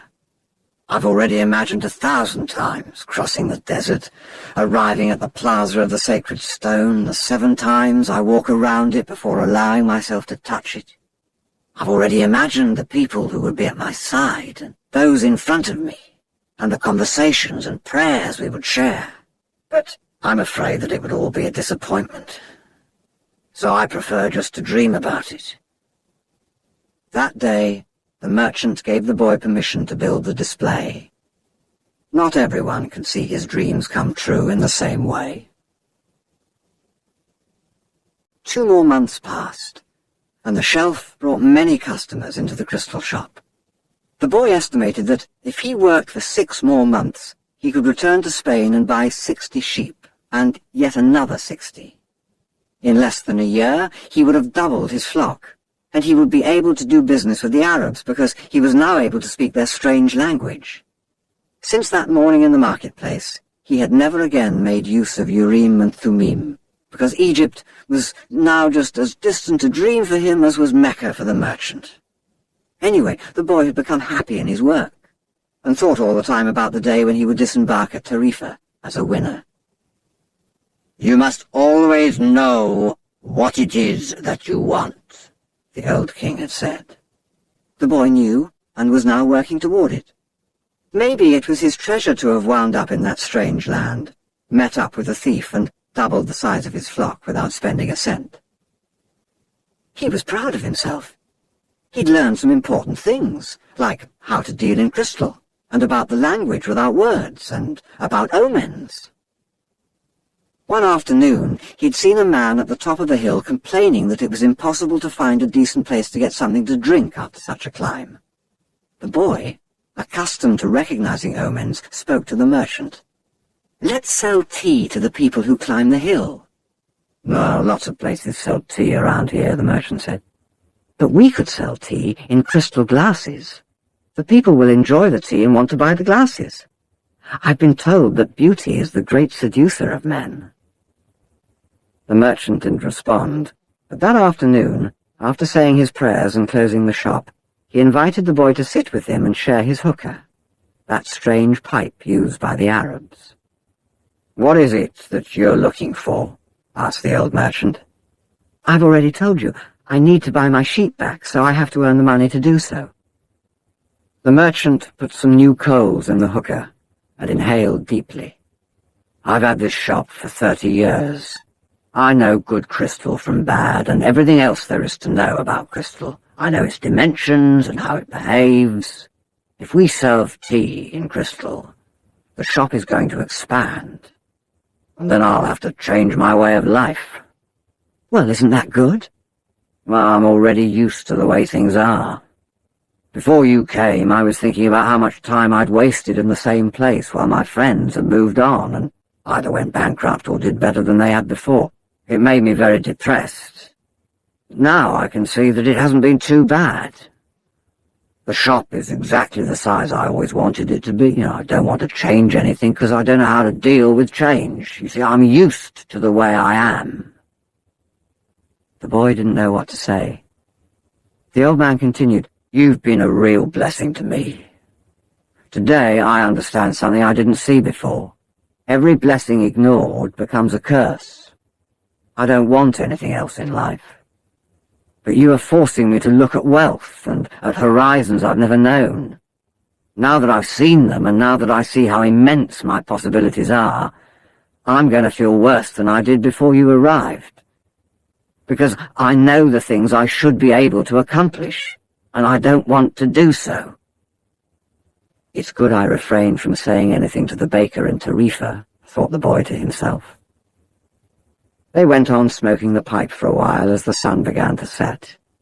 They were conversing in Arabic, and the boy was proud of himself for being able to do so. There had been a time when he thought that his sheep could teach him everything he needed to know about the world, but they could never have taught him Arabic. There are probably other things in the world that sheep can't teach me, thought the boy as he regarded the old merchant. All they ever do really is look for food and water, and maybe it wasn't that they were teaching me, but that I was learning from them. Maktub, the merchant said finally. What does that mean? You would have had to have been born an Arab to understand, he answered. But in your language it would be something like, it is written. And as he smothered the coals in the hookah, he told the boy that he could begin to sell tea in the crystal glasses. Sometimes there's just no way to hold back the river. The men climbed the hill, and they were tired when they reached the top.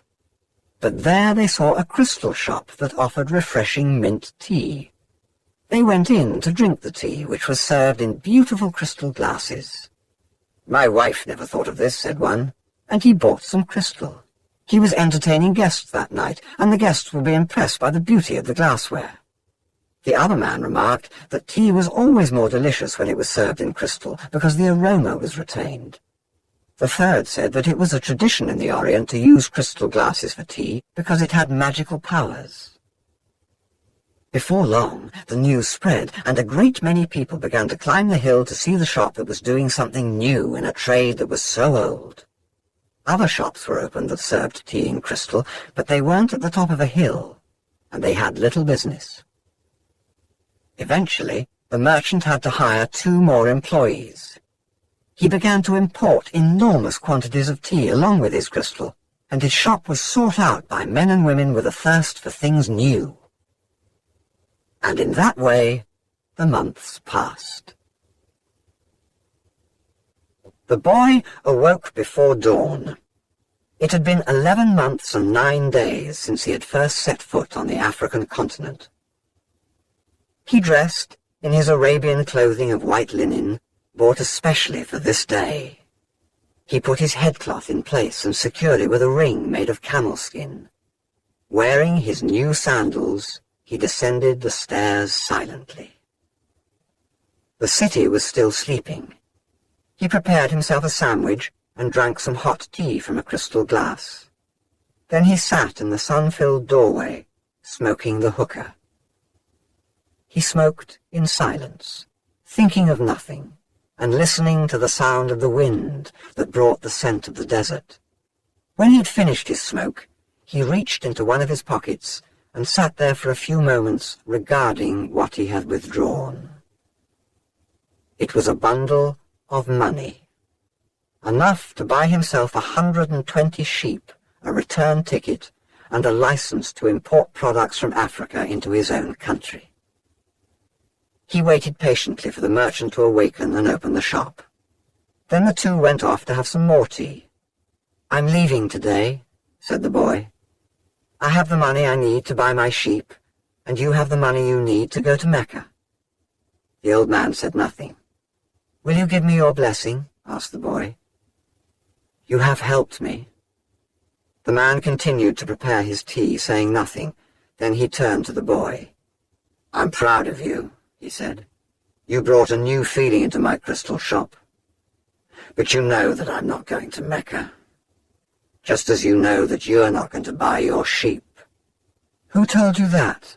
asked the boy, startled. "Maktub," said the old crystal merchant. And he gave the boy his blessing. The boy went to his room and packed his belongings. They filled 3 sacks. As he was leaving, he saw in the corner of the room his old shepherd's pouch. It was bunched up, and he'd hardly thought of it for a long time. As he took his jacket out of the pouch, thinking to give it to someone in the street, the 2 stones fell to the floor. Urim and Thummim.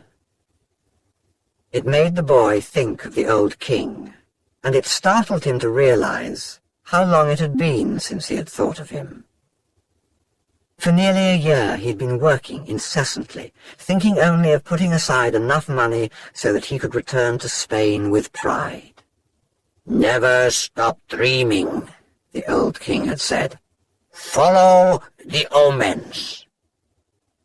The boy picked up Urim and Thummim, and once again had the strange sensation that the old king was nearby. He had worked hard for a year, and the omens were that it was time to go. "I'm going to go back to doing just what I did before," the boy thought, even though the sheep didn't teach me to speak Arabic. But the sheep had taught him something even more important, that there was a language in the world that everyone understood, a language the boy had used throughout the time that he was trying to improve things at the shop. It was the language of enthusiasm, of things accomplished with love and purpose, and as part of a search for something believed in and desired. Tangier was no longer a strange city, and he felt that just as he had conquered this place, he could conquer the world. "When you want something, all the universe conspires to help you achieve it," the old king had said. But the old king hadn't said anything about being robbed, or about endless deserts, or about people who know what their dreams are but they don't want to realize them. The old king hadn't told him that the pyramids were just a pile of stones, or that anyone could build one in his backyard. And he had forgotten to mention that when you have enough money to buy a flock larger than the one you had before, you should buy it. The boy picked up his pouch and put it with his other things. He went down the stairs and found the merchant waiting on a foreign couple while two other customers walked about the shop drinking tea from crystal glasses. It was more activity than usual for this time of the morning.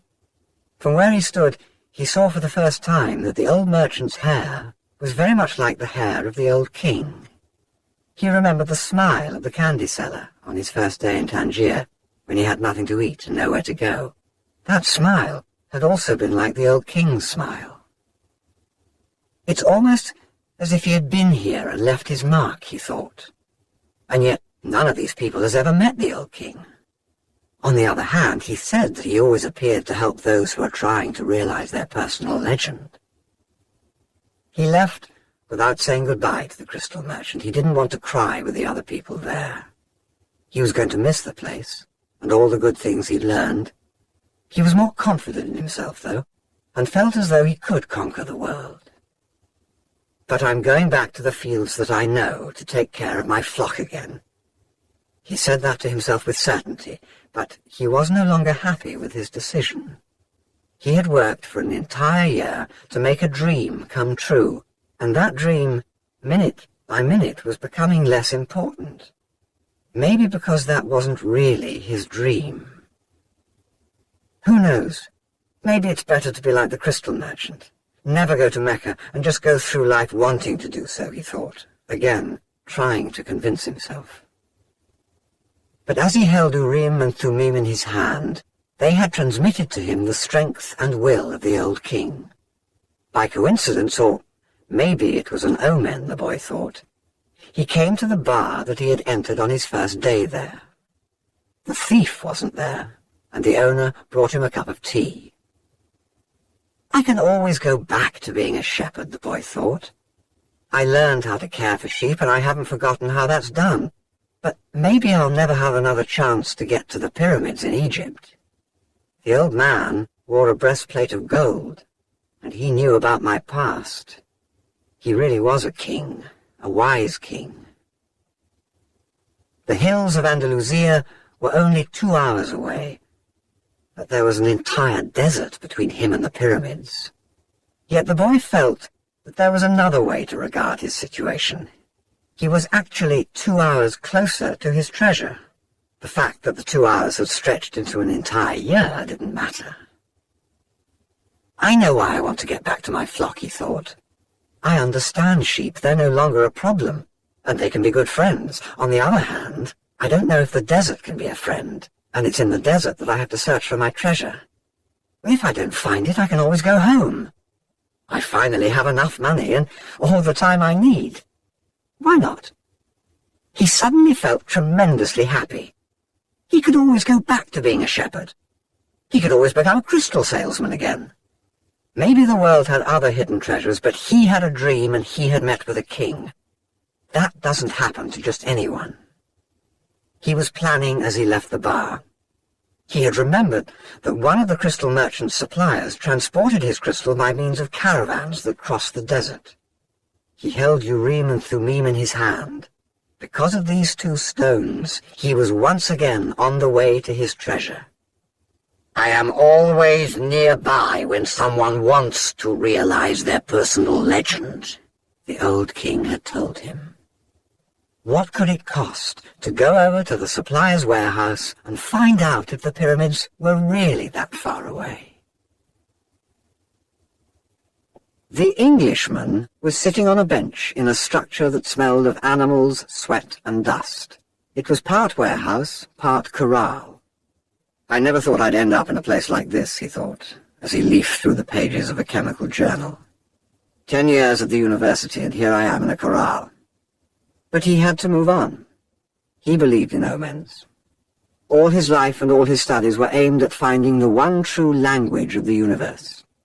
First, he had studied Esperanto, then the world's religions, and now it was alchemy. He knew how to speak Esperanto. He understood all the major religions well, but he wasn't yet an alchemist.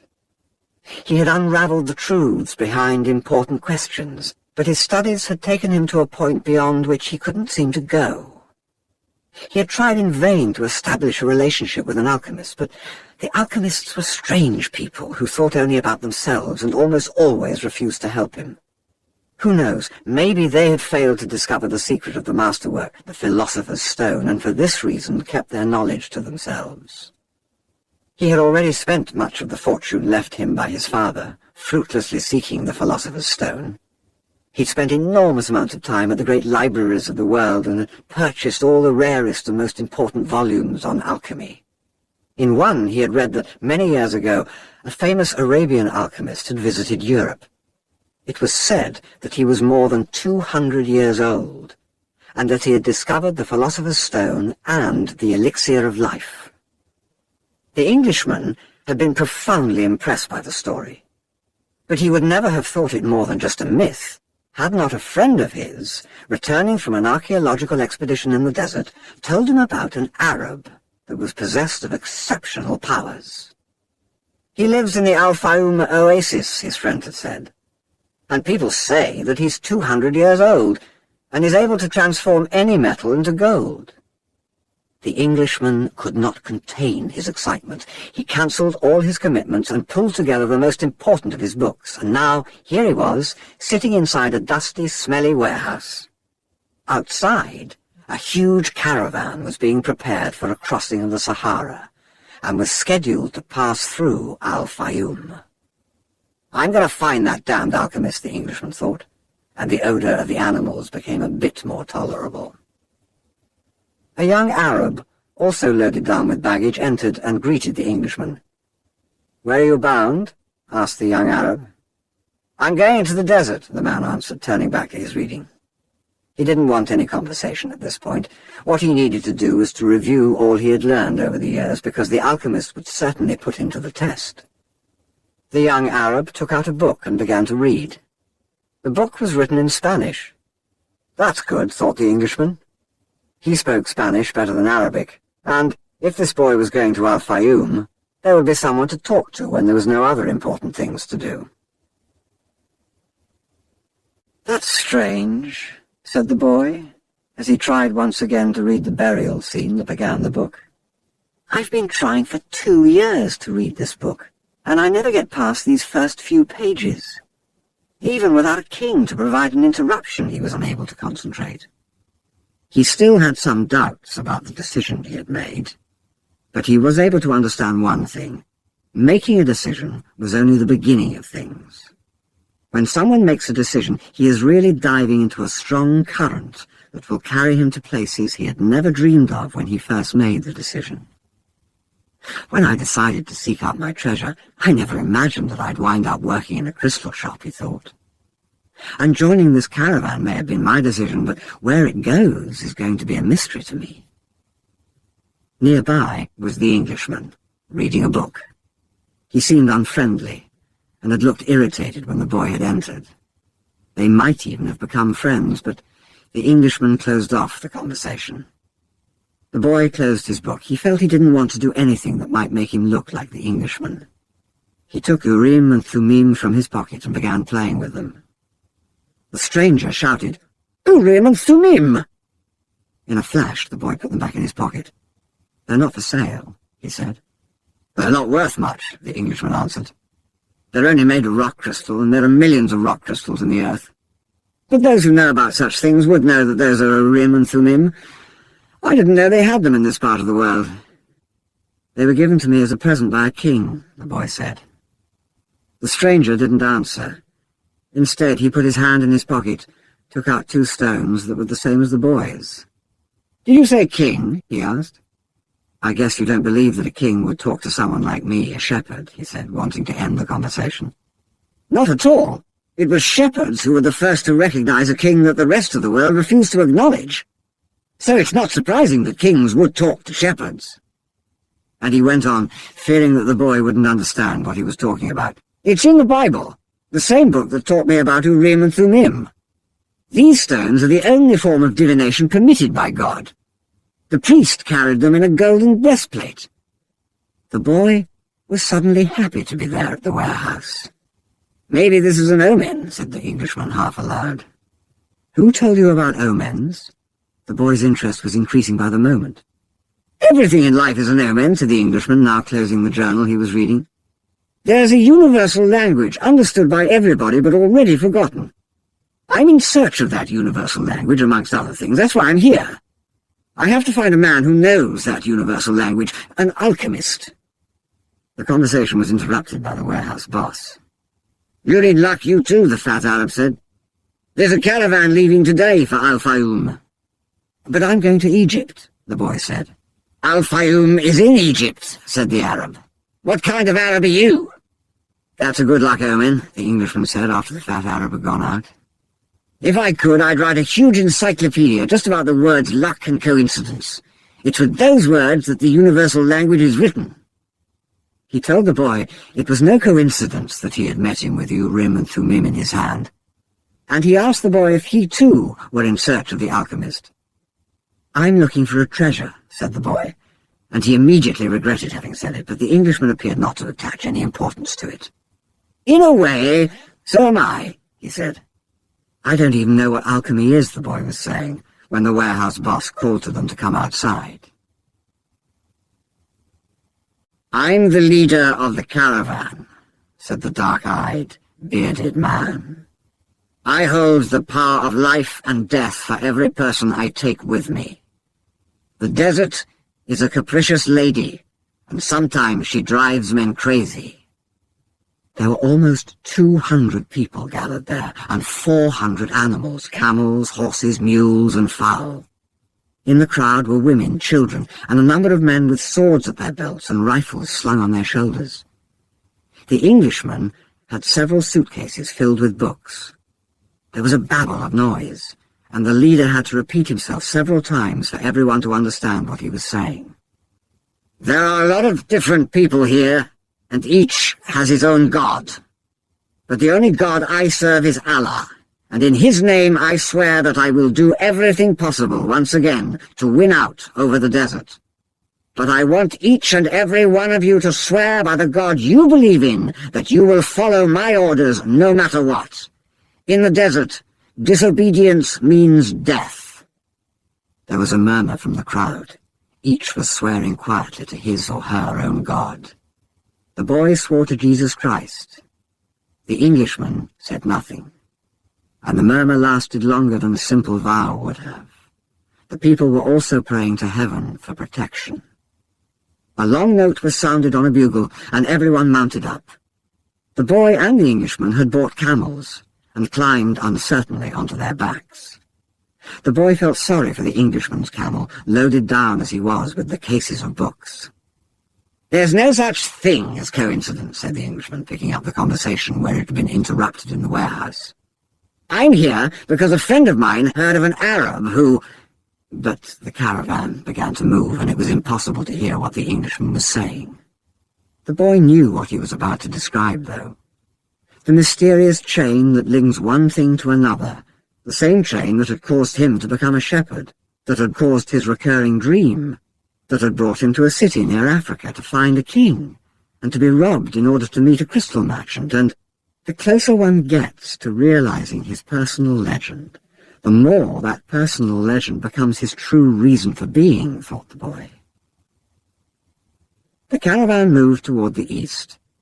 It travelled during the morning, halted when the sun was at its strongest, and resumed late in the afternoon. The boy spoke very little with the Englishman, who spent most of his time with his books. The boy observed in silence the progress of the animals and people across the desert. Now everything was quite different from how it was that day they had set out. Then there had been confusion and shouting, the cries of children and the whinnying of animals, all mixed with the nervous orders of the guides and the merchants. But in the desert there was only the sound of the eternal wind and of the hoofbeats of the animals. Even the guides spoke very little to one another. "I've crossed these sands many times," said one of the camel drivers one night. "But the desert is so huge and the horizon so distant that they make a person feel small, as if he should remain silent." The boy understood intuitively what he meant, even without ever having set foot in the desert before. Whenever he saw the sea or a fire, he fell silent, impressed by their elemental force. "I've learned things from the sheep, and I've learned things from crystal," he thought. "I can learn something from the desert, too. It seems old and wise." The wind never stopped, and the boy remembered the day he had sat at the fort in Tarifa with this same wind blowing in his face. It reminded him of the wool from his sheep who were now seeking food and water in the fields of Andalusia, as they always had. "They're not my sheep anymore," he said to himself without nostalgia. "They must be used to their new shepherd, and have probably already forgotten me. That's good." Creatures, like the sheep that are used to travelling, know about moving on. He thought of the merchant's daughter, and was sure that she had probably married, perhaps to a baker, or to another shepherd who could read and could tell her exciting stories. After all, he probably wasn't the only one. But he was excited at his intuitive understanding of the camel driver's comment. Maybe he was also learning the universal language that deals with the past and the present of all people. Hunches, his mother used to call them. The boy was beginning to understand that intuition is really a sudden immersion of the soul into the universal current of life, where the histories of all people are connected, and we are able to know everything because it's all written there. "Maktub," the boy said, remembering the crystal merchant.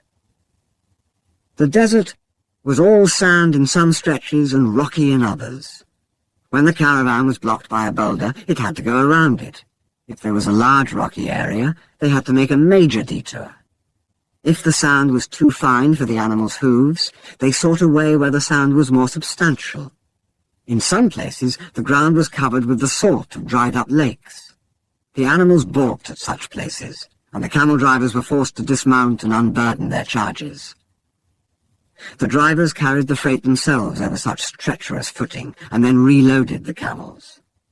If a guide were to fall ill or die, the camel drivers would draw lots and appoint a new one. But all this happened for one basic reason. No matter how many detours and adjustments it made, the caravan moved toward the same compass point. Once obstacles were overcome, it returned to its course, sighting on a star that indicated the location of the oasis. When the people saw that star shining in the morning sky, they knew they were on the right course toward water, palm trees, shelter, and other people. It was only the Englishman who was unaware of all this. He was, for the most part, immersed in reading his books. The boy, too, had his book, and he had tried to read it during the first few days of the journey, but he found it much more interesting to observe the caravan and listen to the wind. As soon as he had learned to know his camel better, and to establish a relationship with him, he threw the book away. Although the boy had developed a superstition that each time he opened the book he would learn something important, he decided it was an unnecessary burden. He became friendly with the camel driver who travelled alongside him. At night, as they sat around the fire, the boy related to the driver his adventures as a shepherd. During one of these conversations, the driver told of his own life. "I used to live near El Kairum," he said. "I had my orchard, my children, and a life that would not change at all until I died.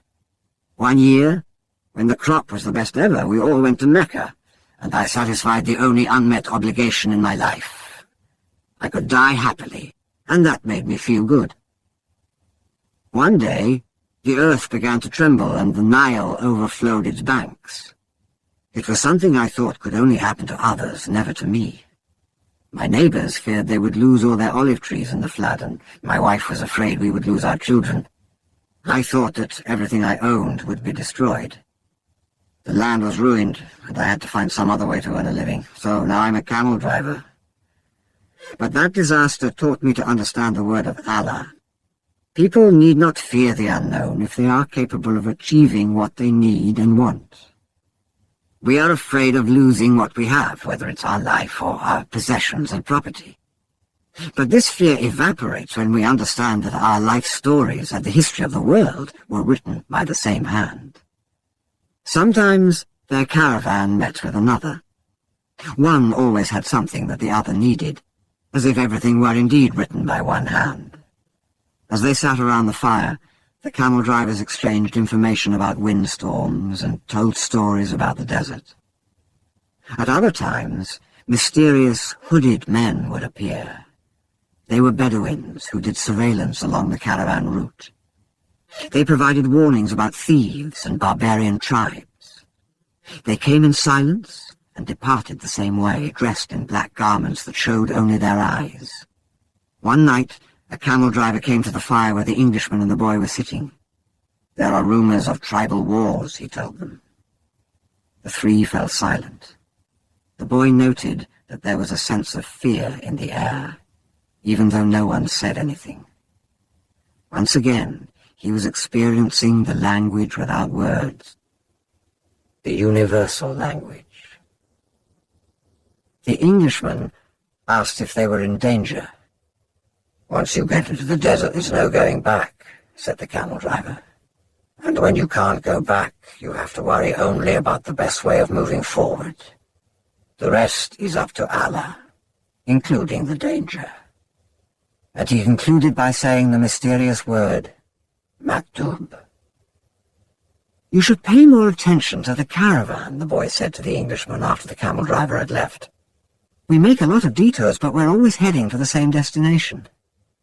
"And you ought to read more about the world," answered the Englishman. "Books are like caravans in that respect." The immense collection of people and animals began to travel faster. The days had always been silent, but now even the nights, when the travellers were accustomed to talking around the fires, had also become quiet. And one day, the leader of the caravan made the decision that the fires should no longer be lighted, so as not to attract attention to the caravan. The travellers adopted the practice of arranging the animals in a circle at night, sleeping together in the centre as protection against the nocturnal cold. And the leader posted armed sentinels at the fringes of the group. The Englishman was unable to sleep one night.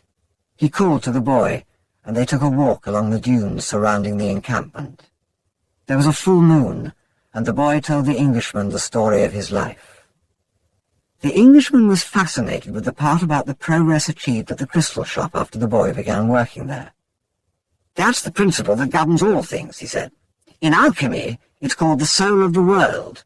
When you want something with all your heart, that's when you are closest to the soul of the world. It's always a positive force." He also said that this was not just a human gift, that everything on the face of the earth had a soul, whether mineral, vegetable, or animal, or even just a simple thought.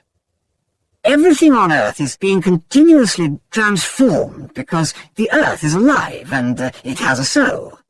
We are part of that soul, so we really recognize that it is working for us, but in the crystal shop you probably realize that even the glasses were collaborating in your success. The boy thought about that for a while as he looked at the moon and the bleached sands.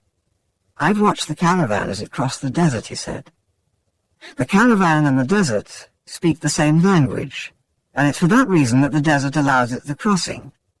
It's going to test the caravan's every step to see if it's in time, and if it is, we will make it to the oasis.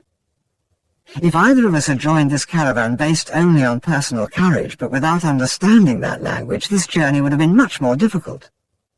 They stood there looking at the moon. "That's the magic of omens," said the boy. "I've seen how the guides read the signs of the desert, and how the soul of the caravan speaks to the soul of the desert." The Englishman said, "I'd better pay more attention to the caravan." "And I'd better read your books," said the boy. They were strange books. They spoke about Mercury, salt, dragons, and kings, and he didn't understand any of it. But there was one idea that seemed to repeat itself throughout all the books. All things are the manifestation of one thing only. In one of the books, he learned that the most important text in the literature of alchemy contained only a few lines, and had been inscribed on the surface of an emerald. "It's the Emerald Tablet," said the Englishman, proud that he might teach something to the boy. "Well, then why do we need all these books?" the boy asked. "So that we can understand those few lines," the Englishman answered, without appearing really to believe what he said. The book that most interested the boy told the stories of the famous alchemists.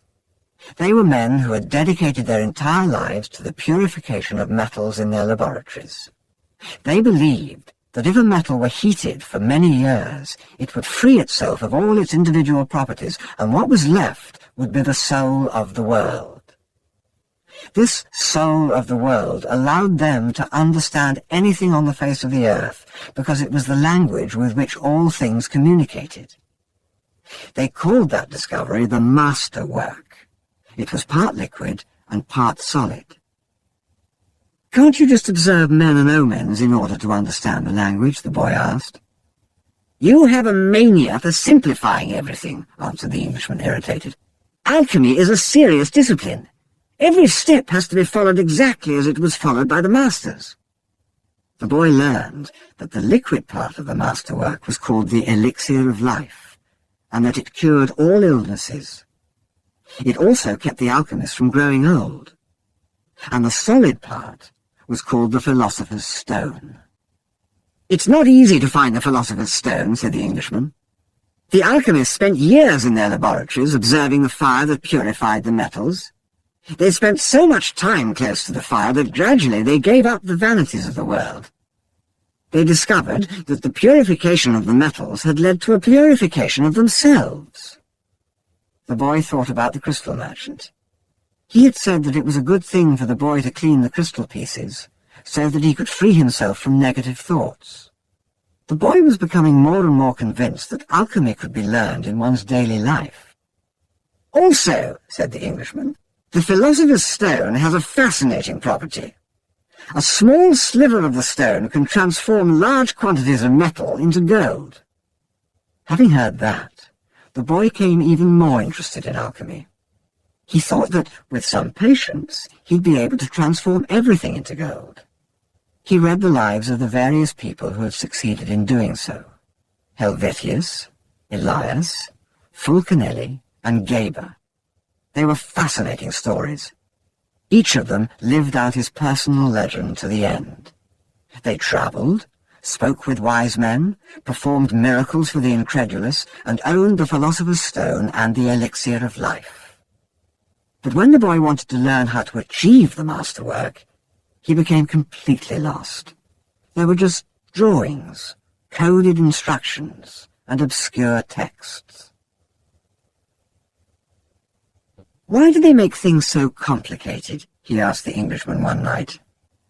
The boy had noticed that the Englishman was irritable and missed his books. "So that those who have the responsibility for understanding can understand," he said. "Imagine if everybody went around transforming lead into gold. Gold would lose its value. It's only those who are persistent and willing to study things deeply who achieve the masterwork. That's why I'm here in the middle of the desert. I'm seeking a true alchemist who will help me to decipher the codes." "When were these books written?" the boy asked. "Many centuries ago." "They didn't have the printing press in those days," the boy argued. "There was no way for everyone to know about alchemy. Why do they use such strange language with so many drawings?" The Englishman didn't answer him directly. He said that for the past few days he'd been paying attention to how the caravan operated, and that he hadn't learned anything new. The only thing he had noticed was that the talk of war was becoming more and more frequent. Then, one day, the boy returned the books to the Englishman. "Did you learn anything?" the Englishman asked, eager to hear what it might be. He needed someone to talk to, so as to avoid thinking about the possibility of war. "I learned that the world has a soul, and that whoever understands that soul can also understand the language of things. I learned that many alchemists realized their personal legends and wound up discovering the soul of the world, the philosopher's stone, and the elixir of life. But above all, I learned that these things are all so simple that they could be written on the surface of an emerald." The Englishman was disappointed. The years of research, the magic symbols, the strange words, and the laboratory equipment, none of this had made any impression on the boy. His soul must be too primitive to understand those things, he thought. He took back his books and packed them away again in their bags. "Go back to watching the caravan," he said. "That didn't teach me anything either." The boy went back to contemplating the silence of the desert and the sand raised by the animals. "Everyone has his or her own way of learning things," he said to himself. "His way isn't the same as mine, nor mine as his. But we're both in search of our personal legends, and I respect him for that." The caravan began to travel day and night. The hooded Bedouins reappeared more and more frequently, and the camel driver, who had become a good friend of the boys, explained that the war between the tribes had already begun. The caravan would be very lucky to reach the oasis. The animals were exhausted, and the men talked among themselves less and less. The silence was the worst aspect of the night, when the mere groan of a camel, which before had been nothing but the groan of a camel, now frightened everyone because it might signal a raid. The camel driver, though, seemed not to be very concerned with the threat of war. "I'm alive," he said to the boy as they ate a bunch of dates one night with no fires and no moon. "When I'm eating, that's all I think about. If I'm on the march, I just concentrate on marching. If I have to fight, it'll be just as good a day to die as any other. Because I don't live in either my past or my future, I'm interested only in the present. If you can concentrate always on the present, you'll be a happy man. You'll see that there is a life in the desert, that there are stars in the heavens, and that tribesmen fight because they are part of the human race. Life will be a party for you, a grand festival, because life is the moment we're living right now." 2 nights later, as he was getting ready to bed down, the boy looked for the star they followed every night. He thought that the horizon was a bit lower than it had been, because he seemed to see stars on the desert itself. "It's the oasis," said the camel driver. "Well, why don't we go there right now?" the boy asked. "Because we have to sleep." The boy awoke as the sun rose. There, in front of him, where the small stars had been the night before, was an endless row of date palms stretching across the entire desert. "We've done it," said the Englishman, who had also awakened early. But the boy was quiet. He was at home with the silence of the desert, and he was content just to look at the trees. He still had a long way to go to reach the pyramids, and someday this morning would be just a memory. But this was the present moment, the party the camel driver had mentioned, and he wanted to live it as he did the lessons of his past and his dreams of the future. Although the vision of the date palms would someday be just a memory, right now it signified shade, water, and a refuge from the war. Yesterday the camel's groan signaled danger, and now a row of date palms could herald a miracle. The world speaks many languages, the boy thought. The times rush past, and so do the caravans, thought the alchemist, as he watched the hundreds of people and animals arriving at the oasis.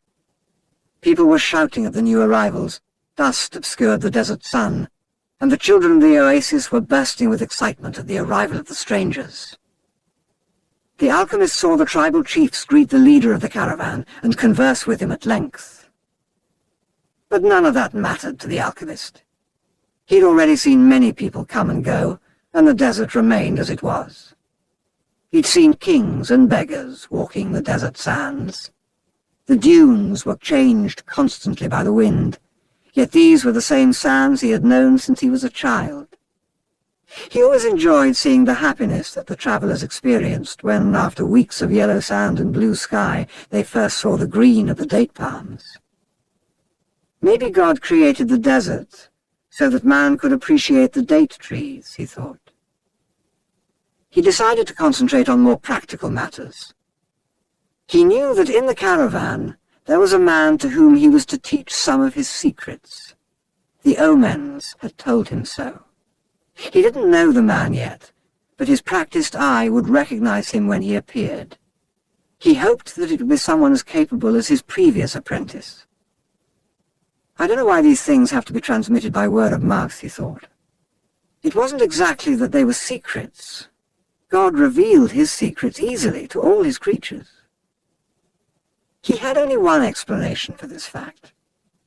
Things have to be transmitted this way because they were made up from the pure life, and this kind of life cannot be captured in pictures or words. Because people become fascinated with pictures and words and wind up forgetting the language of the world. The boy couldn't believe what he was seeing. The oasis, rather than being just a well surrounded by a few palm trees, as he had seen once in a geography book, was much larger than many towns back in Spain. There were 300 wells, 50,000 date trees, and innumerable coloured tents spread among them. "It looks like 1,001 nights," said the Englishman, impatient to meet with the alchemist. They were surrounded by children, curious to look at the animals and people that were arriving. The men of the oasis wanted to know if they had seen any fighting, and the women competed with one another for access to the cloth and precious stones brought by the merchants.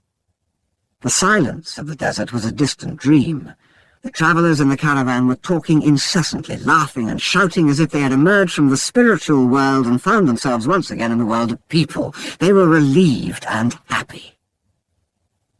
They had been taking careful precautions in the desert, but the camel driver explained to the boy that oases were always considered to be neutral territories because the majority of the inhabitants were women and children. There were oases throughout the desert, but the tribesmen fought in the desert, leaving the oases as places of refuge. With some difficulty, the leader of the caravan brought all his people together and gave them his instructions. The group was to remain there at the oasis until the conflict between the tribes was over. Since they were visitors, they would have to share living space with those who lived there, and would be given the best accommodations. That was the law of hospitality. Then he asked that everyone, including his own sentinels, hand over their arms to the men appointed by the tribal chieftains. "Those are the rules of war," the leader explained. "The oases may not shelter armies or troops." To the boy's surprise, the Englishman took a chrome-plated revolver out of his bag and gave it to the men who were collecting the arms. "Why a revolver?" he asked. "It helped me to trust in people," the Englishman answered. Meanwhile, the boy thought about his treasure. The closer he got to the realization of his dream, the more difficult things became. It seemed as if what the old king had called beginner's luck was no longer functioning.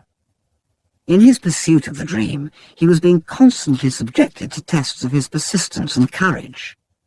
So he could not be hasty nor impatient. If he pushed forward impulsively, he would fail to see the signs and omens left by God along his path. God placed them along my path. He'd surprised himself with the thought.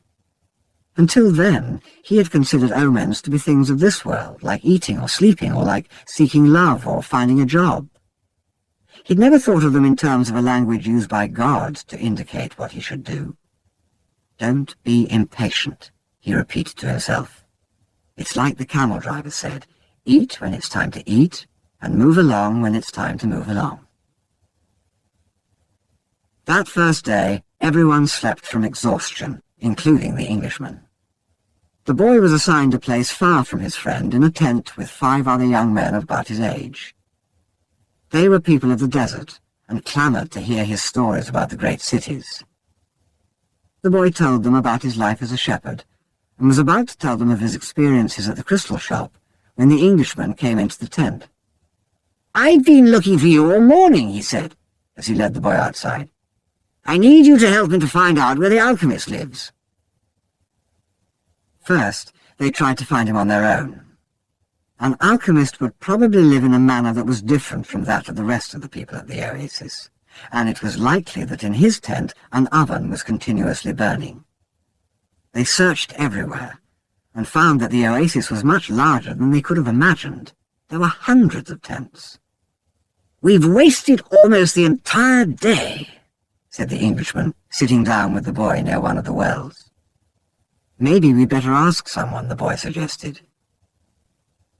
The Englishman didn't want to tell others about his reasons for being at the oasis, and couldn't make up his mind, but finally he agreed that the boy who spoke better Arabic than he should do so. The boy approached a woman who had come to the well to fill a goatskin with water. "Good afternoon, ma'am. I'm trying to find out where the alchemist lives here at the oasis." The woman said she'd never heard of such a person and hurried away. But before she fled, she advised the boy that he had better not try to converse with women who were dressed in black, because they were married women. He should respect tradition. The Englishman was disappointed. It seemed he had made the long journey for nothing. The boy was also saddened. His friend was in pursuit of his personal legend, and when someone was in such a pursuit, the entire universe made an effort to help him succeed. That's what the old king had said. He couldn't have been wrong. "I had never heard of alchemists before," the boy said. "Maybe no one here has either." The Englishman's eyes lit up. "That's it! Maybe no one here knows what an alchemist is. Find out who it is who cures the people's illnesses." Several women dressed in black came to the well for water, but the boy would speak to none of them, despite the Englishman's insistence. Then a man approached. "Do you know someone here who cures people's illnesses?" the boy asked. "Allah cures our illnesses," said the man, clearly frightened of strangers. "You're looking for witch doctors." He spoke some verses from the Quran and moved on. Another man appeared. He was older and was carrying a small bucket. The boy repeated his question. "Why do you want to find that sort of person?" the Arab asked. "Because my friend here has travelled for many months in order to meet with him," the boy said. "If such a man is here at the oasis, he must be a very powerful one," said the old man after thinking for a few moments. "Not even the tribal chieftains are able to see him when they want to, only when he consents. Wait for the end of the war, then leave with the caravan. Don't try to enter into the life of the oasis," he said, and walked away. But the Englishman was exultant. They were on the right track. Finally, a young woman approached who was not dressed in black. She had a vessel on her shoulder, and her head was covered by a veil, but her face was uncovered. The boy approached her to ask about the alchemist. At that moment, it seemed to him that time stood still, and the soul of the world surged within him. When he looked into her dark eyes and saw that her lips were poised between a laugh and silence, he learned the most important part of the language that all the world spoke, the language that everyone on earth was capable of understanding in their heart. It was love, something older than humanity, more ancient than the desert, something that exerted the same force whenever two pairs of eyes met, as had theirs here at the well. She smiled, and that was certainly an omen. the omen he had been awaiting without even knowing he was, for all his life. The omen he had sought to find with his sheep and in his books, in the crystals and in the silence of the desert. It was the pure language of the world. It required no explanation, just as the universe needs none as it travels through endless time. What the boy felt at that moment was that he was in the presence of the only woman in his life, and that, with no need for words, she recognized the same thing. He was more certain of it than of anything in the world. He had been told by his parents and grandparents that he must fall in love and really know a person before becoming committed. But maybe people who felt that way had never learned the universal language, because when you know that language, it's easy to understand that someone in the world awaits you, whether it's in the middle of the desert or in some great city. And when two such people encounter each other and their eyes meet, the past and the future become unimportant. There is only that moment, and the incredible certainty that everything under the sun has been written by one hand only. It is the hand that evokes love and creates a twin soul for every person in the world. Without such love, one's dreams would have no meaning. Maktub, thought the boy. The Englishman shook the boy. Come on, ask her. The boy stepped closer to the girl, and when she smiled, he did the same. What's your name? He asked. Fatima, the girl said, averting her eyes. That's what some women in my country are called. It's the name of the Prophet's daughter, Fatima said. The invaders carried the name everywhere. The beautiful girl spoke of the invaders with pride. The Englishman prodded him, and the boy asked her about the man who cured people's illnesses. That's the man who knows all the secrets of the world, she said. He communicates with the genies of the desert. The genies were the spirits of good and evil, and the girl pointed to the south, indicating that it was there the strange man lived. Then she filled her vessel with water and left. The Englishman vanished too, gone to find the alchemist. And the boy sat there by the well for a long time, remembering that one day in Tarifa the Levanter had brought to him the perfume of that woman, and realizing that he had loved her before he even knew she existed. He knew that his love for her would enable him to discover every treasure in the world. The next day, the boy returned to the well, hoping to see the girl. To his surprise, the Englishman was there, looking out at the desert. I waited all afternoon and evening, he said. He appeared with the first stars of evening. I told him what I was seeking, and he asked me if I had ever transformed lead into gold. I told him that was what I'd come here to learn. He told me I should try to do so. That's all he said. Go and try. The boy didn't say anything. The poor Englishman had travelled all this way, only to be told that he should repeat what he had already done so many times. So then try, he said to the Englishman. That's what I'm going to do. I'm going to start now. As the Englishman left, Fatima arrived and filled her vessel with water. I came to tell you just one thing, the boy said. I want you to be my wife. I love you. The girl dropped the container and the water spilled. I'm going to wait here for you every day.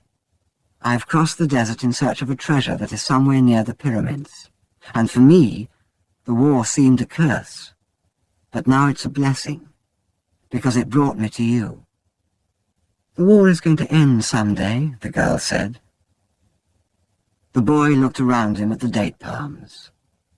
He reminded himself that he had been a shepherd, and that he could be a shepherd again. Fatima was more important than his treasure. The tribesmen are always in search of treasure, the girl said, as if she had guessed what he was thinking. And the women of the desert are proud of their tribesmen. She refilled her vessel and left. The boy went to the well every day to meet with Fatima. He told her about his life as a shepherd, about the king, and about the crystal shop. They became friends. and except for the 15 minutes he spent with her, each day seemed that it would never pass. When he had been at the oasis for about a month, the leader of the caravan called a meeting of all the people travelling with him. "We don't know when the war will end, so we can't continue our journey," he said. "The battles may last for a long time, perhaps even years. There are powerful forces on both sides, and the war is important to both armies. It's not a battle of good against evil, it's a war between forces that are fighting for the balance of power. And when that type of battle begins, it lasts longer than others, because Allah is on both sides." The people went back to where they were living, and the boy went to meet with Fatima that afternoon. He told her about the morning's meeting. "The day after we met," Fatima said, "you told me that you loved me. Then you taught me something of the universal language and the soul of the world. Because of that, I have become a part of you." The boy listened to the sound of her voice, and thought it to be more beautiful than the sound of the wind in the date palms. "I have been waiting for you here at this oasis for a long time. I have forgotten about my past, about my traditions, and the way in which men of the desert expect women to behave. Ever since I was a child, I have dreamed that the desert would bring me a wonderful present. Now my present has arrived, and it's you." The boy wanted to take her hand, but Fatima's hands held to the handles of her jug.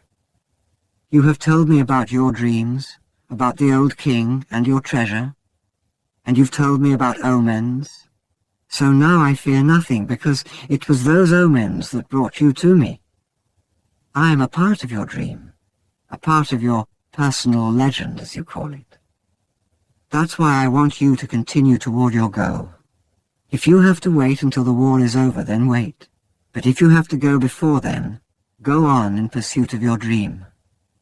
The dunes are changed by the wind, but the desert never changes. That's the way it will be with our love for each other." "Maktub," she said, "if I am really a part of your dream, you'll come back one day." The boy was sad as he left her that day. He thought of all the married shepherds he had known. They had a difficult time convincing their wives that they had to go off into distant fields. Love required them to stay with the people they loved. He told Fatima that at their next meeting. "The desert takes our men from us, and they don't always return," she said. "We know that, and we are used to it. Those who don't return become a part of the clouds, a part of the animals that hide in the ravines, and of the water that comes from the earth. They become a part of everything. They become the soul of the world. Some do come back, and then the other women are happy because they believe that their men may one day return as well. I used to look at those women and envy them their happiness. Now I too will be one of the women who wait. I'm a desert woman, and I'm proud of that. I want my husband to wander as free as the wind that shapes the dunes. And if I have to, I will accept the fact that he's become a part of the clouds and the animals and the water of the desert."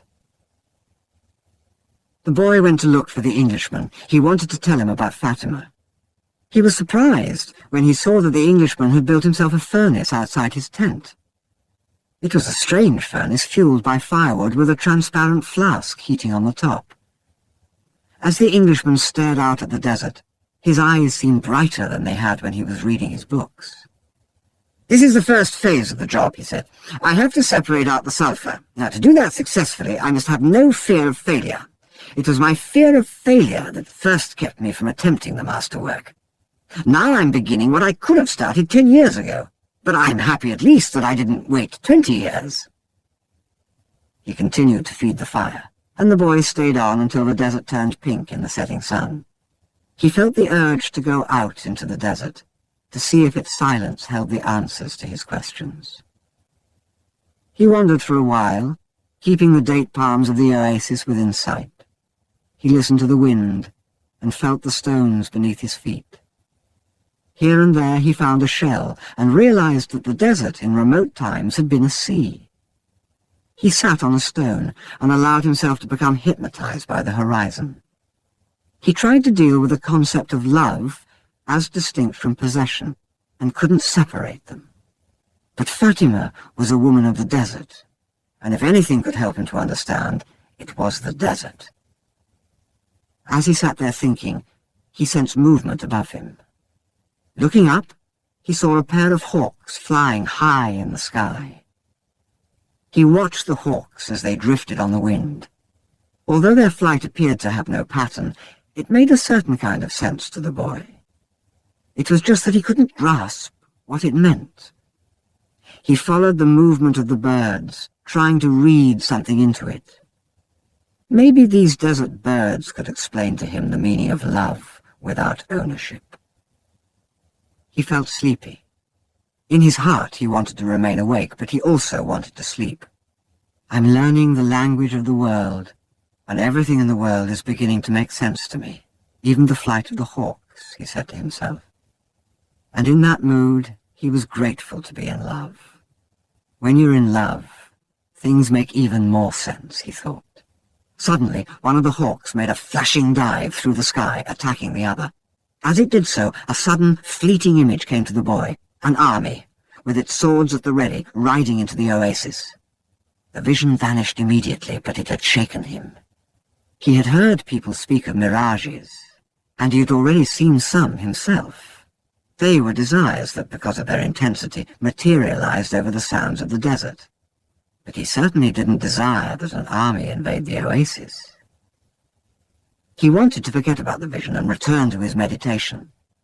He tried again to concentrate on the pink shades of the desert and its stones, but there was something there in his heart that wouldn't allow him to do so. "Always heed the omens," the old king had said. The boy recalled what he had seen in the vision and sensed that it was actually going to occur. He rose and made his way back toward the palm trees. Once again he perceived the many languages in the things about him. This time the desert was safe, and it was the oasis that had become dangerous. The camel driver was seated at the base of a palm tree, observing the sunset. He saw the boy appear from the other side of the dunes. "An army is coming," the boy said. "I had a vision." "The desert fills men's hearts with visions," the camel driver answered. But the boy told him about the hawks, that he had been watching their flight and had suddenly felt himself to have plunged to the soul of the world. The camel driver understood what the boy was saying. He knew that any given thing on the face of the earth could reveal the history of all things. One could open a book to any page, or look at a person's hand. One could turn a card, or watch the flight of the birds. Whatever the thing observed, one could find a connection with his experience of the moment. Actually, it wasn't that those things in themselves revealed anything at all. It was just that people, looking at what was occurring around them, could find a means of penetration to the soul of the world. The desert was full of men who earned their living based on the ease with which they could penetrate to the soul of the world. They were known as seers, and they were held in fear by women and the elderly. Tribesmen were also wary of consulting them because it would be impossible to be effective in battle if one knew that he was fated to die. The tribesmen preferred the taste of battle and the thrill of not knowing what the outcome would be. The future was already written by Allah, and what he had written was always for the good of man. So the tribesmen lived only for the present because the present was full of surprises, and they had to be aware of many things. Where was the enemy's sword? Where was his horse? What kind of blow should one deliver next in order to remain alive? The camel driver was not a fighter, and he had consulted with seers. Many of them had been right about what they said, while some had been wrong. Then one day, the oldest seer he had ever sought out, and the one most to be feared, had asked why the camel driver was so interested in the future. "Well, so I can do things," he had responded, "and so I can change those things that I don't want to happen." "But then they wouldn't be part of your future," the seer had said. "Well, maybe I just want to know the future so I can prepare myself for what's coming." "If good things are coming, they will be a pleasant surprise," said the seer. "If bad things are, and you know in advance, you will suffer greatly before they even occur." "I want to know about the future because I'm a man," the camel driver said to the seer, "and men always live their lives based on the future." The seer was a specialist in the casting of twigs. He threw them on the ground and made interpretations based on how they fell. That day, he didn't make a cast. He wrapped the twigs in a piece of cloth and put them back in his bag. "I make my living forecasting the future for people," he said. "I know the science of the twigs, and I know how to use them to penetrate to the place where all is written. There, I can read the past, discover what has already been forgotten, and understand the omens that are here in the present. When people consult me, it's not that I'm reading the future, I am guessing at the future.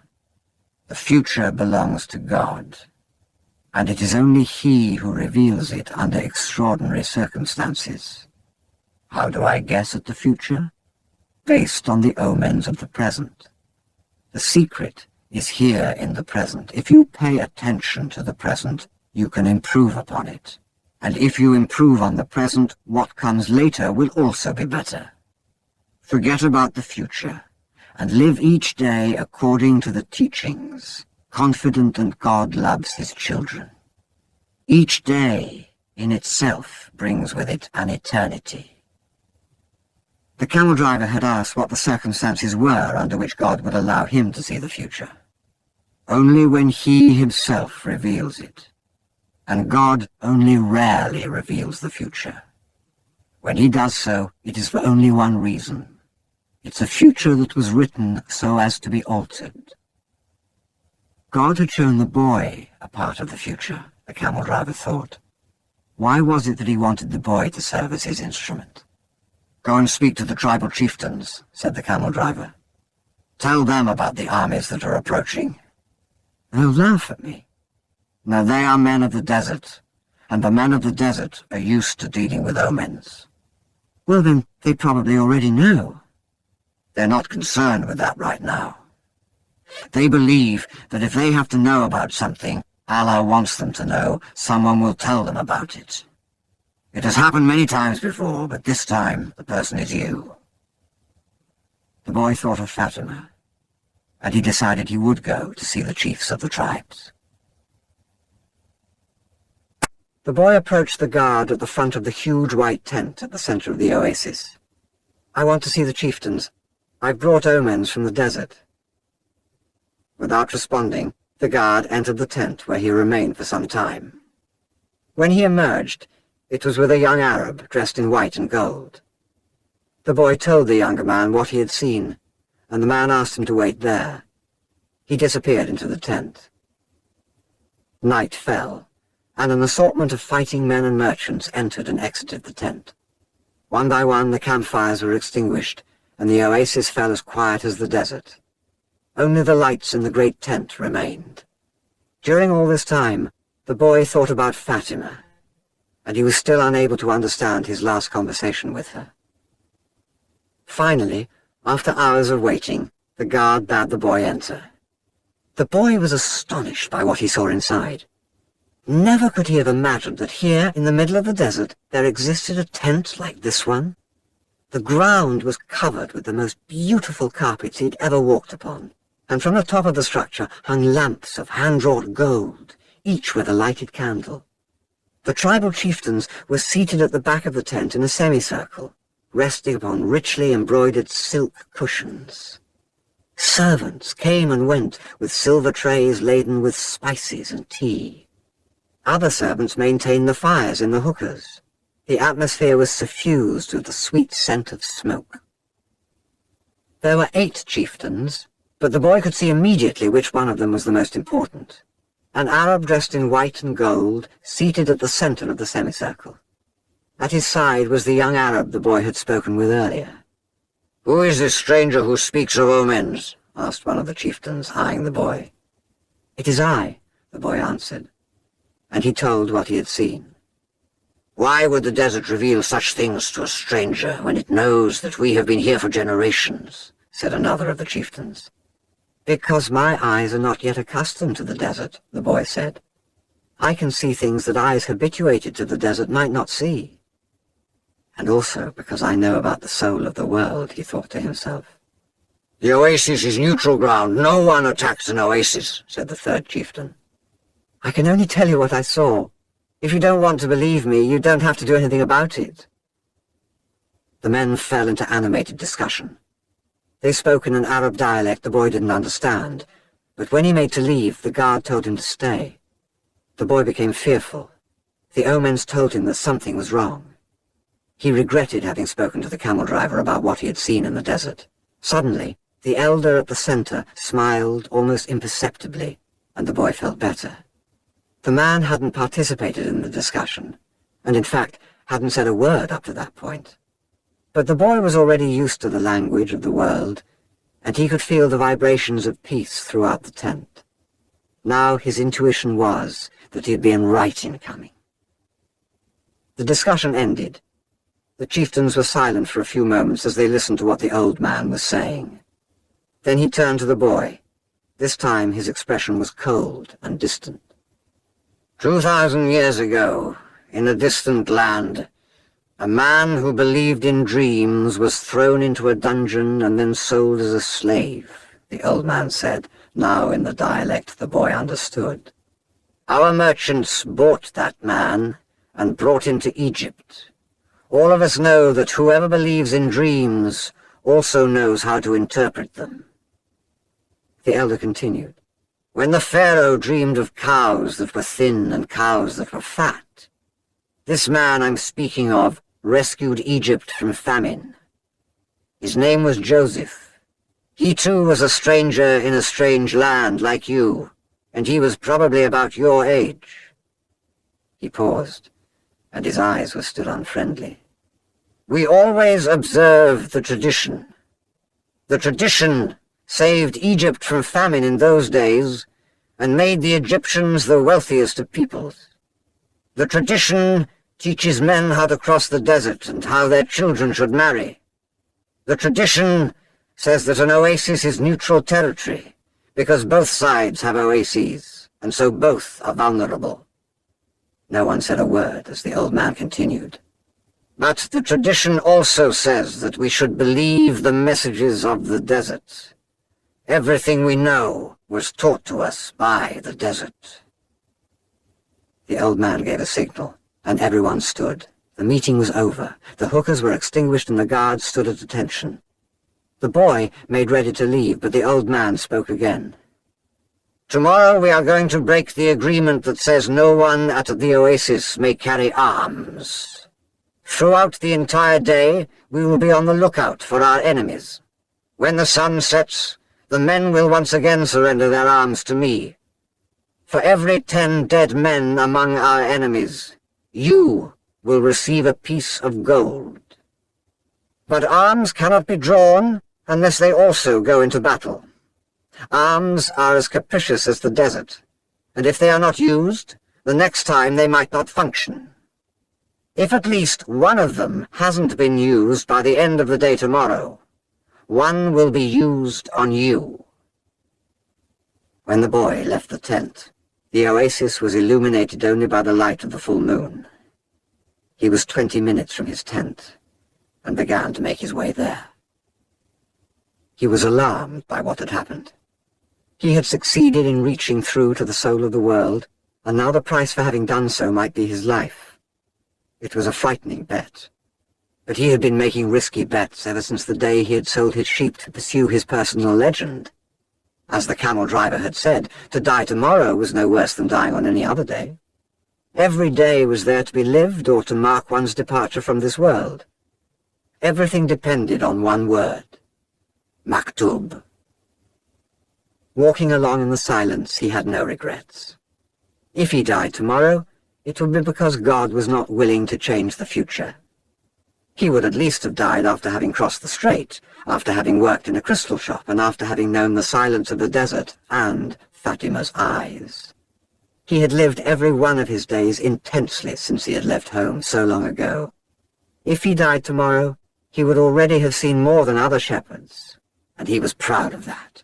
Suddenly, he heard a thundering sound, and he was thrown to the ground by a wind such as he had never known. The area was swirling in dust so intense that it hid the moon from view. Before him was an enormous white horse, rearing over him with a frightening scream. When the blinding dust had settled a bit, the boy trembled at what he saw.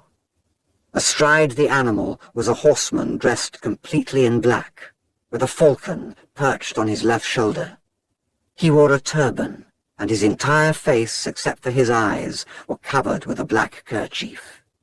He appeared to be a messenger from the desert, but his presence was much more powerful than that of a mere messenger. The strange horseman drew an enormous curved sword from a scabbard mounted on his saddle. The steel of its blade glittered in the light of the moon. "Who dares to read the meaning of the flight of the hawks?" he demanded, so loudly that his words seemed to echo through the 50,000 palm trees of Al-Fayoum. "It is I who dare to do so," said the boy. He was reminded of the image of Santiago Matamoros, mounted on his white horse with the infidels beneath his hooves. This man looked exactly the same, except that now the roles were reversed. "It is I who dared to do so," he repeated, and he lowered his head to receive a blow from the sword. "Many lives will be saved because I was able to see through to the soul of the world." The sword didn't fall. Instead, the stranger lowered it slowly until the point touched the boy's forehead. It drew a droplet of blood. The horseman was completely immobile, as was the boy. It didn't even occur to the boy to flee. In his heart, he felt a strange sense of joy. He was about to die in pursuit of his personal legend. And for Fatima. The omens had been true after all. Here he was, face to face with his enemy. But there was no need to be concerned about dying. The soul of the world awaited him, and he would soon be a part of it. And tomorrow, his enemy would also be a part of that soul. The stranger continued to hold the sword at the boy's forehead. "Why did you read the flight of the birds?" "I read only what the birds wanted to tell me. They wanted to save the oasis. Tomorrow, all of you will die, because there are more men at the oasis than you have." The sword remained where it was. "Who are you to change what Allah has willed?" "Allah created the armies, and he also created the hawks. Allah taught me the language of the birds. Everything has been written by the same hand," the boy said, remembering the camel driver's words. The stranger withdrew the sword from the boy's forehead, and the boy felt immensely relieved, but he still couldn't flee. "Be careful with your prognostications," said the stranger. "When something is written, there is no way to change it."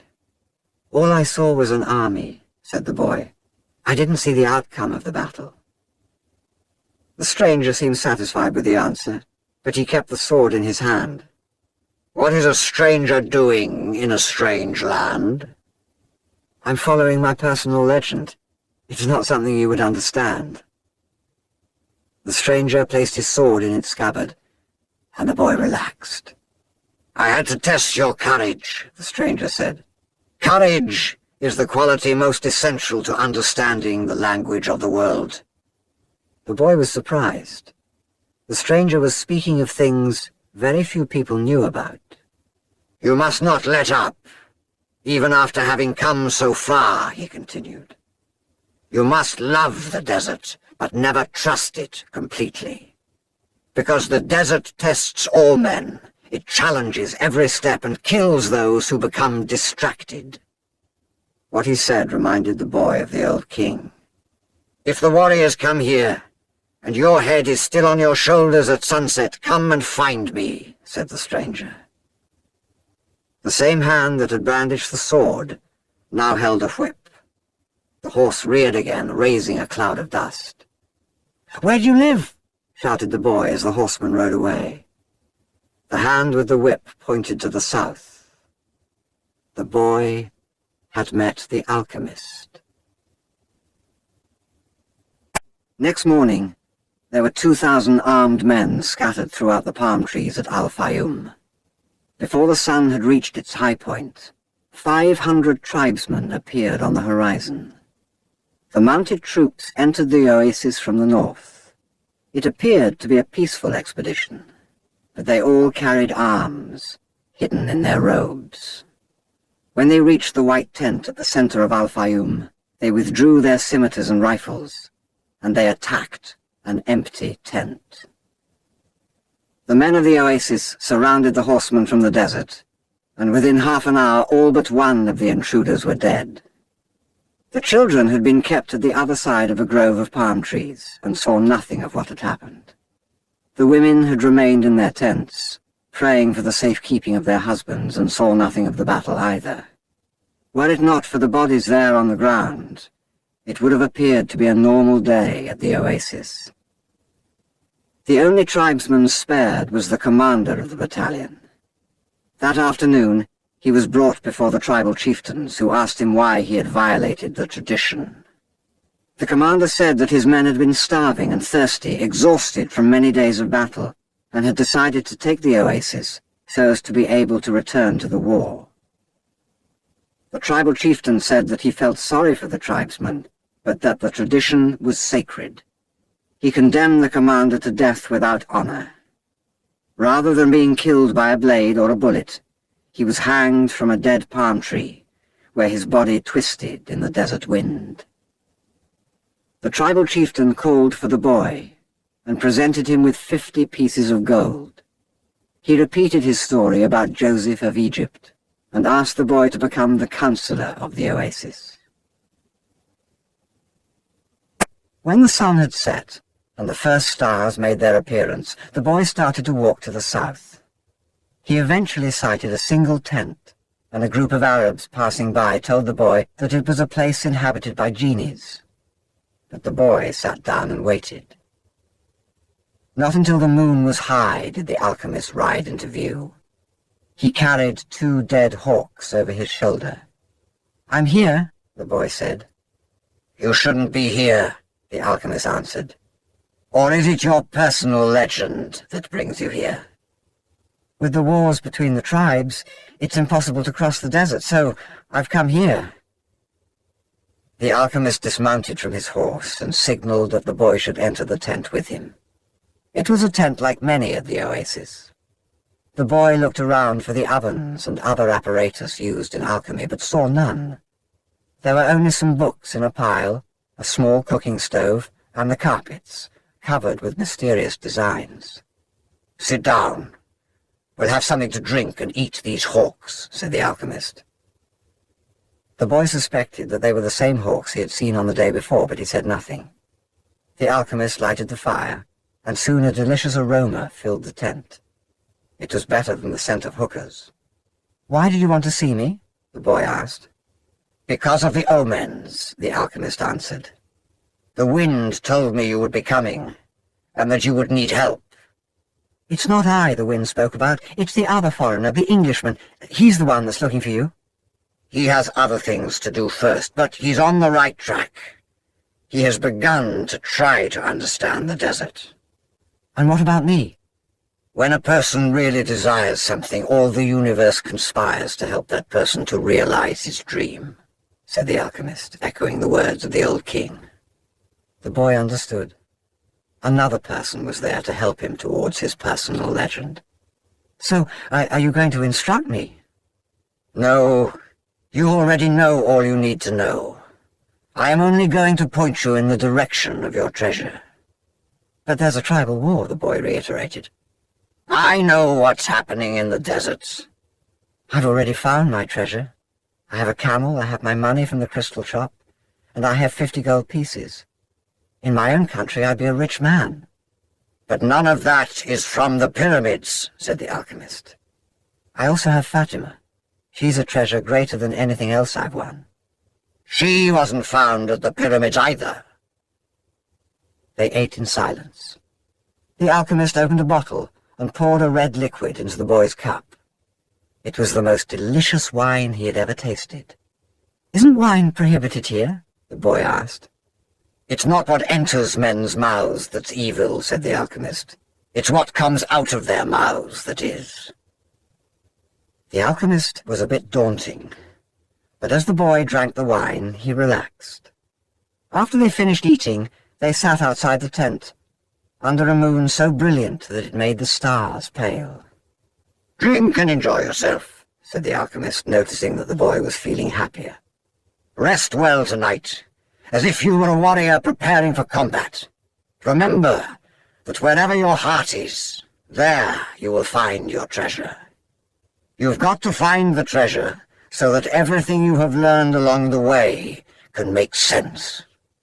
Tomorrow, sell your camel and buy a horse. Camels are treacherous. They walk thousands of paces and never seem to tire. Then suddenly they kneel and die. But horses tire bit by bit. You always know how much you can ask of them, and when it is that they are about to die." The following night, the boy appeared at the alchemist's tent with a horse. The alchemist was ready, and he mounted his own steed and placed the falcon on his left shoulder. He said to the boy, "Show me where there is life out in the desert. Only those who can see such signs of life are able to find treasure." They began to ride out over the sands, with the moon lighting their way. "I don't know if I'll be able to find life in the desert," the boy thought. "I don't know the desert that well yet." He wanted to say so to the alchemist, but he was afraid of the man. They reached the rocky place where the boy had seen the hawks in the sky, but now there was only silence and the wind. "I don't know how to find life in the desert," the boy said. "I know that there's life here, but I don't know where to look." "Life attracts life," the alchemist answered. And then the boy understood. He loosened the reins on his horse, who galloped forward over the rocks and sand. The alchemist followed as the boy's horse ran for almost half an hour. They could no longer see the palms of the oasis, only the gigantic moon above them and its silver reflections from the stones of the desert. Suddenly, for no apparent reason, the boy's horse began to slow. "There's life here," the boy said to the alchemist. "I don't know the language of the desert, but my horse knows the language of life." They dismounted, and the alchemist said nothing. Advancing slowly, they searched among the stones. The alchemist stopped abruptly and bent to the ground. There was a hole there among the stones.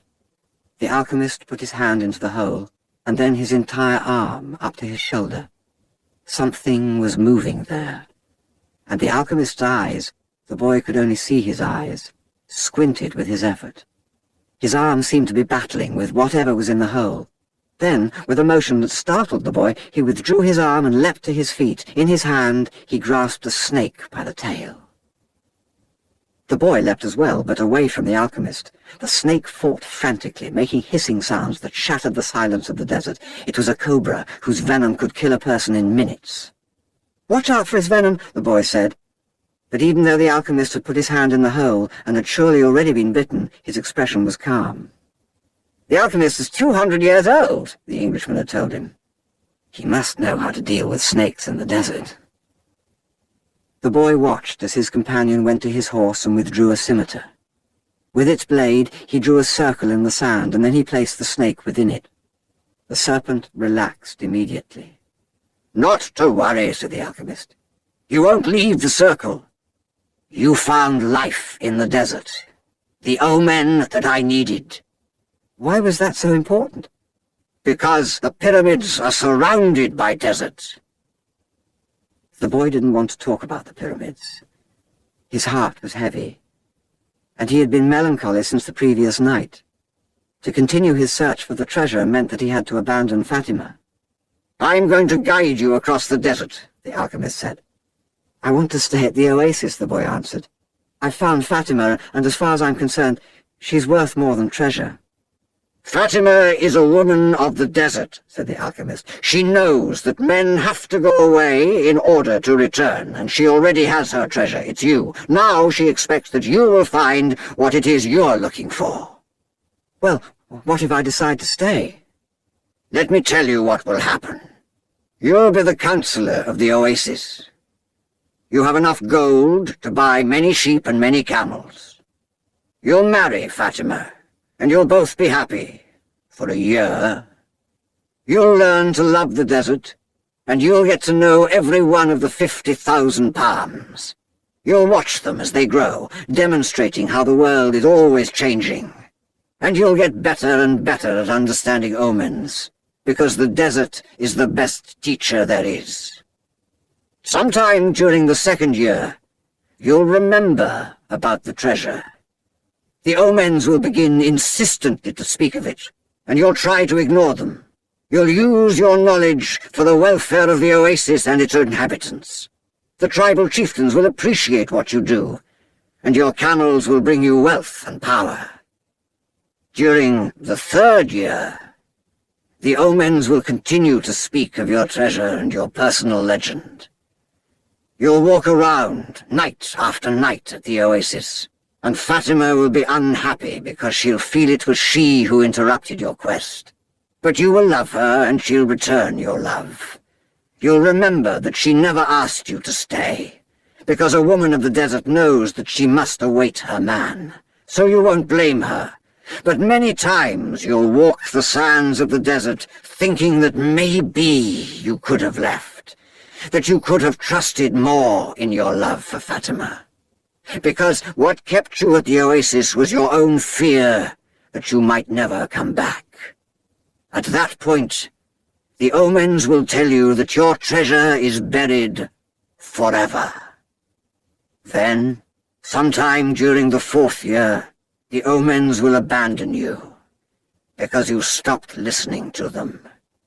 The tribal chieftains will see that, and you'll be dismissed from your position as counselor. But by then you'll be a rich merchant, with many camels and a great deal of merchandise. You'll spend the rest of your days knowing that you didn't pursue your personal legend, and that now it's too late. You must understand that love never keeps a man from pursuing his personal legend. If he abandons that pursuit, it's because it wasn't true love, the love that speaks the language of the world. The alchemist erased the circle in the sand, and the snake slithered away among the rocks. The boy remembered the crystal merchant who had always wanted to go to Mecca, and the Englishman in search of the alchemist. He thought of the woman who had trusted in the desert, and he looked out over the desert that had brought him to the woman he loved. They mounted their horses, and this time it was the boy who followed the alchemist back to the oasis. The wind brought the sounds of the oasis to them, and the boy tried to hear Fatima's voice. But that night, as he had watched the cobra within the circle, the strange horseman with the falcon on his shoulder had spoken of love and treasure, of the women of the desert, and of his personal legend. "I'm going with you," the boy said, and he immediately felt peace in his heart. "We'll leave tomorrow before sunrise," was the alchemist's only response. The boy spent a sleepless night. 2 hours before dawn, he awoke one of the boys who slept in his tent and asked him to show him where Fatima lived. They went to her tent, and the boy gave his friend enough gold to buy a sheep. Then he asked his friend to go into the tent where Fatima was sleeping, and to awaken her and tell her that he was waiting outside. The young Arab did as he was asked, and was given enough gold to buy yet another sheep. "Now leave us alone," said the boy to the young Arab. The Arab returned to his tent to sleep, proud to have helped the counselor of the oasis, and happy at having enough money to buy himself some sheep. Fatima appeared at the entrance to the tent. The two walked out among the palms. The boy knew it was a violation of the tradition, but that didn't matter to him now. "I'm going away," he said, "and I want you to know that I'm coming back." "I love you because—" "Don't say anything," Fatima interrupted. "One is loved because one is loved. No reason is needed for loving." But the boy continued. "I had a dream, and I met with a king. I sold crystal and crossed the desert. And because the tribes declared war, I went to the well, seeking the alchemist. So, I love you because the entire universe conspired to help me find you. The two embraced. It was the first time either had touched the other. I'll be back, the boy said.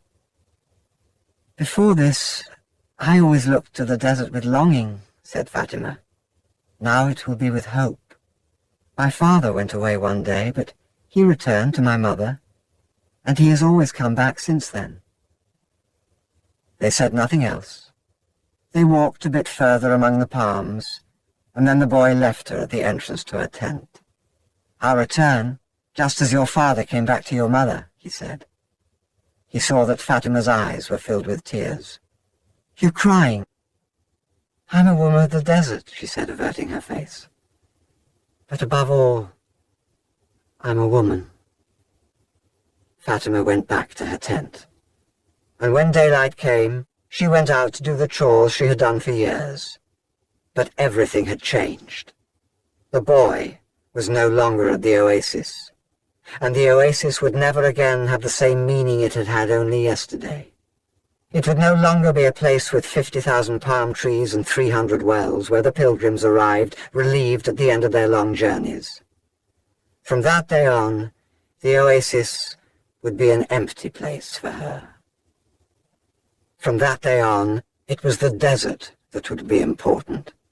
She would look to it every day and would try to guess which star the boy was following in search of his treasure. She would have to send her kisses on the wind, hoping that the wind would touch the boy's face and would tell him that she was alive, that she was waiting for him, a woman awaiting a courageous man in search of his treasure. From that day on, the desert would represent only one thing to her, the hope for his return. Don't think about what you've left behind, the alchemist said to the boy, as they began to ride across the sands of the desert. Everything is written in the soul of the world, and there it will stay forever. Men dream more about coming home than about leaving, the boy said. He was already reaccustomed to the desert silence. If what one finds is made of pure matter, it will never spoil, and one can always come back. If what you had found was only a moment of light, like the explosion of a star, you would find nothing on your return. The man was speaking the language of alchemy, but the boy knew he was referring to Fatima. It was difficult not to think about what he had left behind. The desert with its endless monotony put him to dreaming. The boy could still see the palm trees, the wells, and the face of the woman he loved. He could see the Englishman at his experiments, and the camel driver, who was a teacher without realizing it. Maybe the alchemist has never been in love, the boy thought. The alchemist rode in front with the falcon on his shoulder.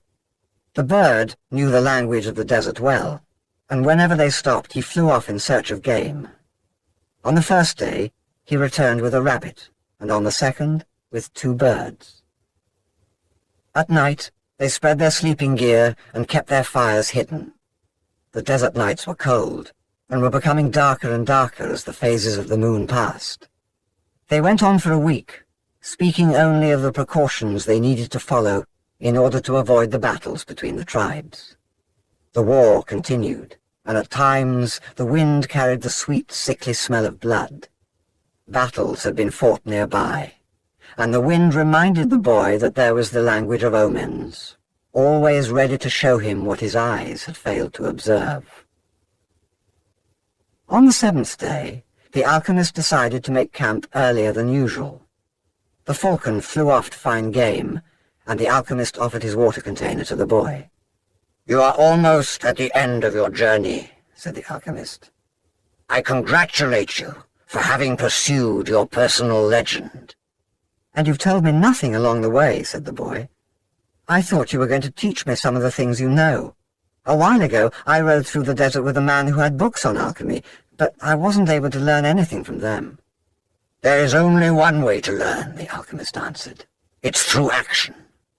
Everything you need to know, you have learned through your journey. You need to learn only one thing more." The boy wanted to know what that was, but the alchemist was searching the horizon, looking for the falcon. "Why Are you called the Alchemist? Because that's what I am. And what went wrong when other alchemists tried to make gold and were unable to do so? They were looking only for gold, His companion answered. They were seeking the treasure of their personal legend without wanting actually to live out the personal legend. What is it that I still need to know? The boy asked. But the alchemist continued to look to the horizon, and finally the falcon returned with their meal. They dug a hole and lit their fire in it so that the light of the flames would not be seen. I'm an alchemist simply because I'm an alchemist, he said, as he prepared the meal. I learned the science from my grandfather, who learned it from his father, and so on, back to the creation of the world. In those times, the master work could be written simply on an emerald. But men began to reject simple things, and to write tracts, interpretations, and philosophical studies. They also began to feel that they knew a better way than others had. Yet the emerald tablet is still alive today. What was written on the emerald tablet? The boy wanted to know. The alchemist began to draw in the sand, and completed his drawing in less than 5 minutes. As he drew, the boy thought of the old king and the plaza where they had met that day. It seemed as if it had taken place years and years ago. This is what was written on the emerald tablet, said the alchemist when he had finished. The boy tried to read what was written in the sand. It's a code, said the boy, a bit disappointed. It looks like what I saw in the Englishman's books. No, the alchemist answered. It's like the flight of those two hawks. It can't be understood by reason alone. The emerald tablet is a direct passage to the soul of the world. The wise men understood that this natural world is only an image and a copy of paradise. The existence of this world is simply a guarantee that there exists a world that is perfect. God created the world so that through its visible objects men could understand his spiritual teachings and the marvels of his wisdom. That's what I mean by action. Should I understand the emerald tablet? The boy asked. Perhaps.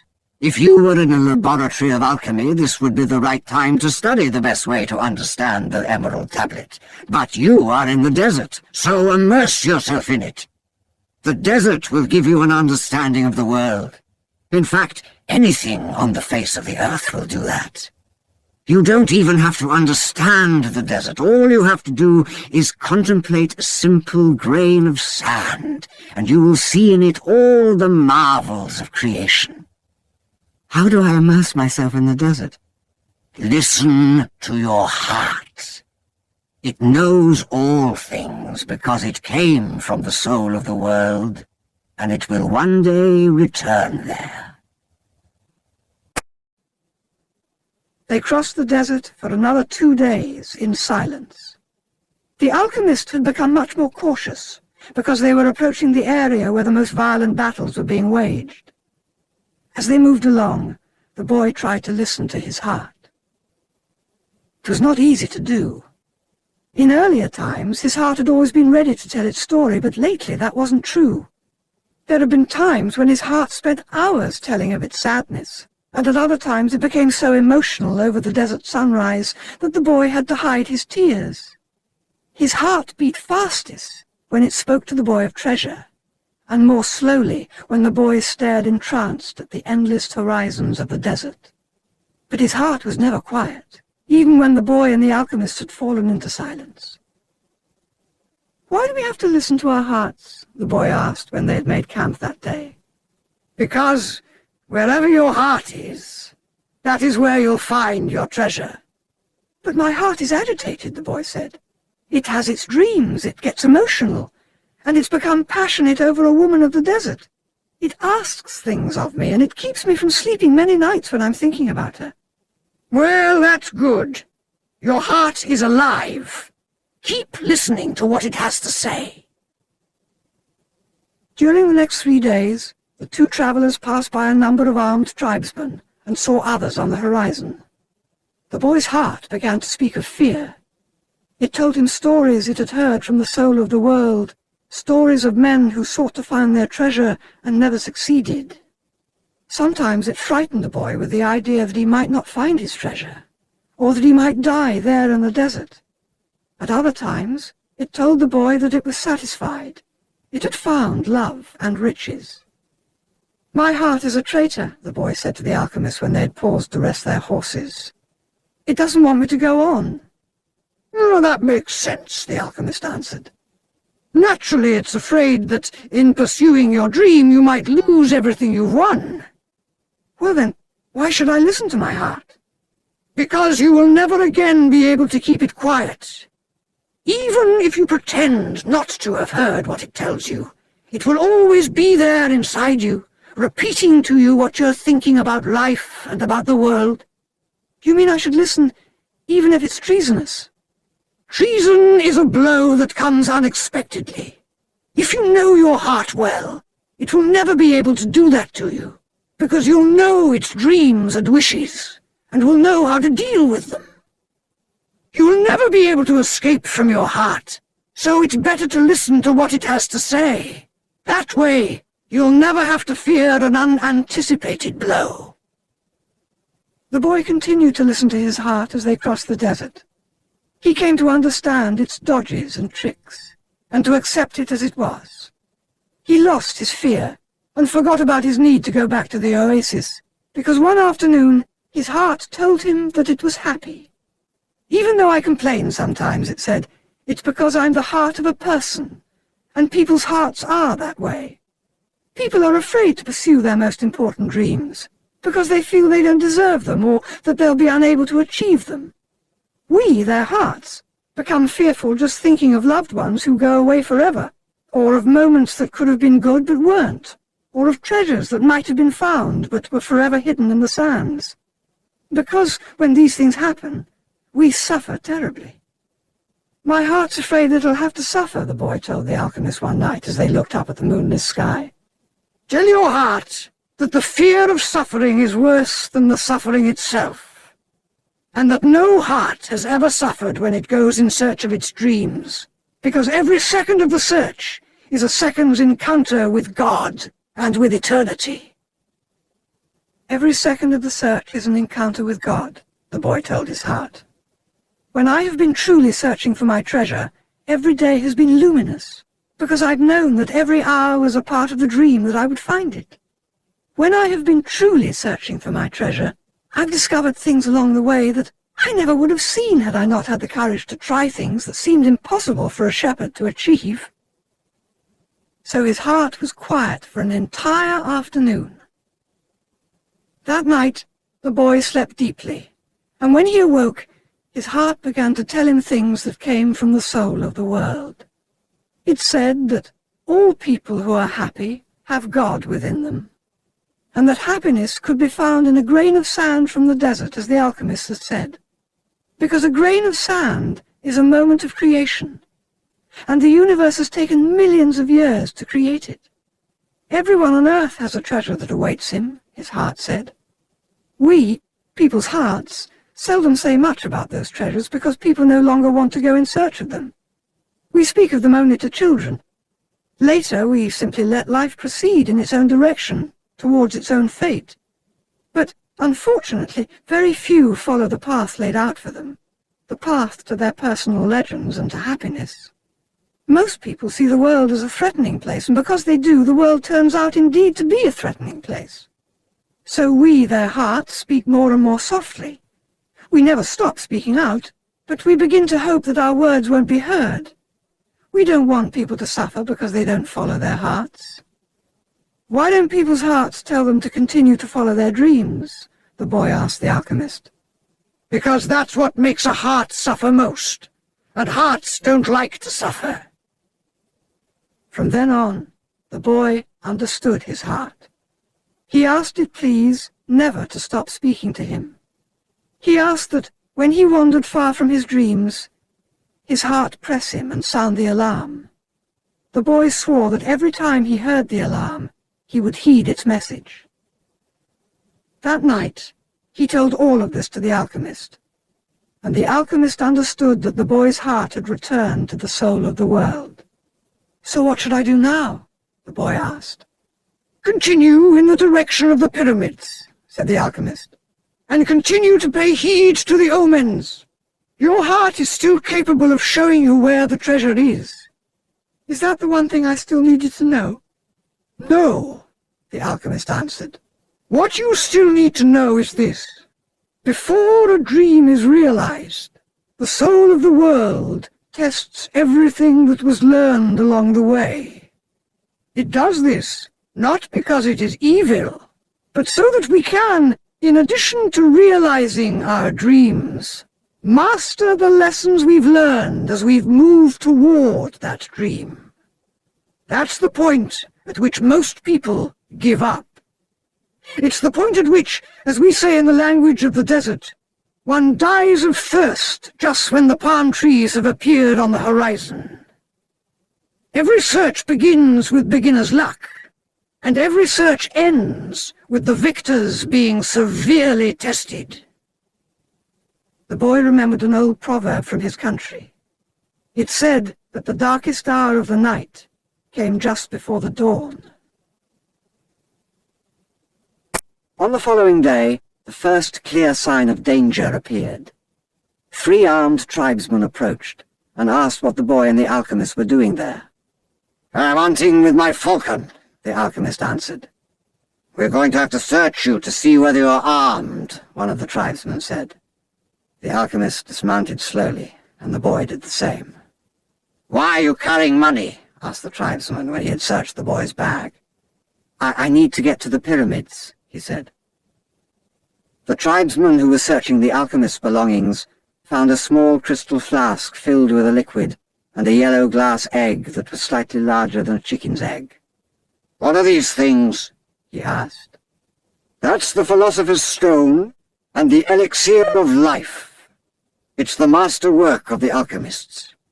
Whoever swallows that elixir will never be sick again, and a fragment from that stone turns any metal into gold." The Arabs laughed at him, and the alchemists laughed along. They thought his answer was amusing, and they allowed the boy and the alchemist to proceed with all of their belongings. "Are you crazy?" the boy asked the alchemist when they'd moved on. "What did you do that for?" "To show you one of life's simple lessons," the alchemist answered. "When you possess great treasures within you, and try to tell others of them, seldom are you believed." They continued across the desert. With every day that passed, the boy's heart became more and more silent. It no longer wanted to know about things of the past or future. It was content simply to contemplate the desert and to drink with the boy from the soul of the world. And the boy and his heart had become friends, and neither was capable now of betraying the other. When his heart spoke to him, it was to provide a stimulus to the boy and to give him strength, because the days of silence there in the desert were wearisome. His heart told the boy what his strongest qualities were: his courage in having given up his sheep and in trying to live out his personal legend, and his enthusiasm during the time he had worked at the crystal shop. And his heart told him something else that the boy had never noticed. It told the boy of dangers that had threatened him, but that he had never perceived.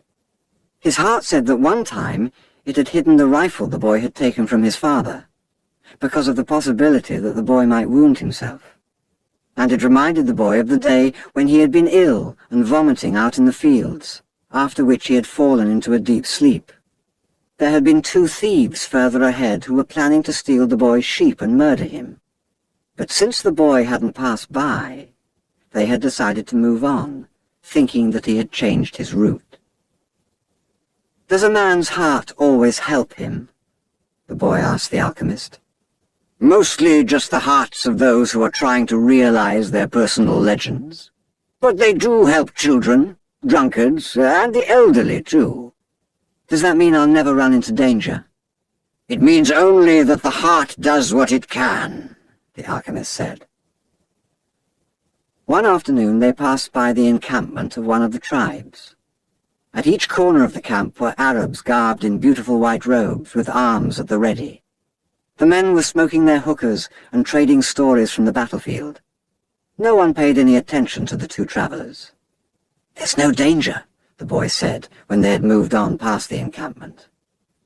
The alchemist sounded angry. "Trust in your heart, but never forget that you're in the desert. When men are at war with one another, the soul of the world can hear the screams of battle. No one fails to suffer the consequences of everything under the sun." All things are one, the boy thought. And then, as if the desert wanted to demonstrate that the alchemist was right, two horsemen appeared from behind the travellers. "You can't go any further," one of them said. "You're in the area where the tribes are at war." "I'm not going very far," the alchemist answered, looking straight into the eyes of the horsemen. They were silent for a moment, and then agreed that the boy and the alchemist could move along. The boy watched the exchange with fascination. "You dominated those horsemen with the way you looked at them," he said. "Your eyes show the strength of your soul," answered the alchemist. That's true, the boy thought. He'd noticed that in the midst of the multitude of armed men back at the encampment, there had been one who stared fixedly at the two. He'd been so far away that his face wasn't even visible, but the boy was certain that he had been looking at them. Finally, when they had crossed the mountain range that extended along the entire horizon, the alchemist said that they were only 2 days from the pyramids. "If we're going to go our separate ways soon," the boy said, "then teach me about alchemy." "You already know about alchemy. It is about penetrating to the soul of the world and discovering the treasure that has been reserved for you." "No, that's not what I mean. I'm talking about transforming lead into gold." The alchemist fell as silent as the desert, and answered the boy only after they had stopped to eat. "Everything in the universe evolved," he said. "And, for wise men, gold is the metal that evolved the furthest. Don't ask me why, I don't know why. I just know that the tradition is always right. Men have never understood the words of the wise. So gold, instead of being seen as a symbol of evolution, became the basis for conflict." "There are many languages spoken by things," the boy said. "There was a time when, for me, a camel's whinnying was nothing more than whinnying. Then it became a signal of danger, and finally, it became just a whinny again." But then he stopped. The alchemist probably already knew all that. "I have known true alchemists," the alchemist continued. "They locked themselves in their laboratories and tried to evolve, as gold had. And they found the philosopher's stone because they understood that when something evolves, everything around that thing evolves as well. Others stumbled upon the stone by accident. They already had the gift, and their souls were readier for such things than the souls of others.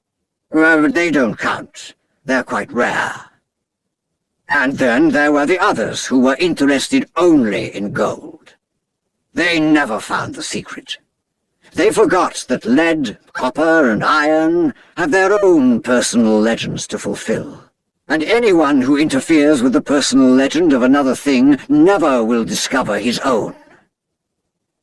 The alchemist's words echoed out like a curse. He reached over and picked up a shell from the ground. "This desert was once a sea," he said. "I noticed that," the boy answered. The alchemist told the boy to place the shell over his ear. He had done that many times when he was a child, and had heard the sound of the sea. "The sea has lived on in this shell because that's its personal legend. It will never cease doing so until the desert is once again covered by water." They mounted their horses and rode out in the direction of the pyramids of Egypt. The sun was setting when the boy's heart sounded a danger signal. They were surrounded by gigantic dunes, and the boy looked at the alchemist to see whether he had sensed anything. but he appeared to be unaware of any danger. 5 minutes later, the boy saw 2 horsemen waiting ahead of them.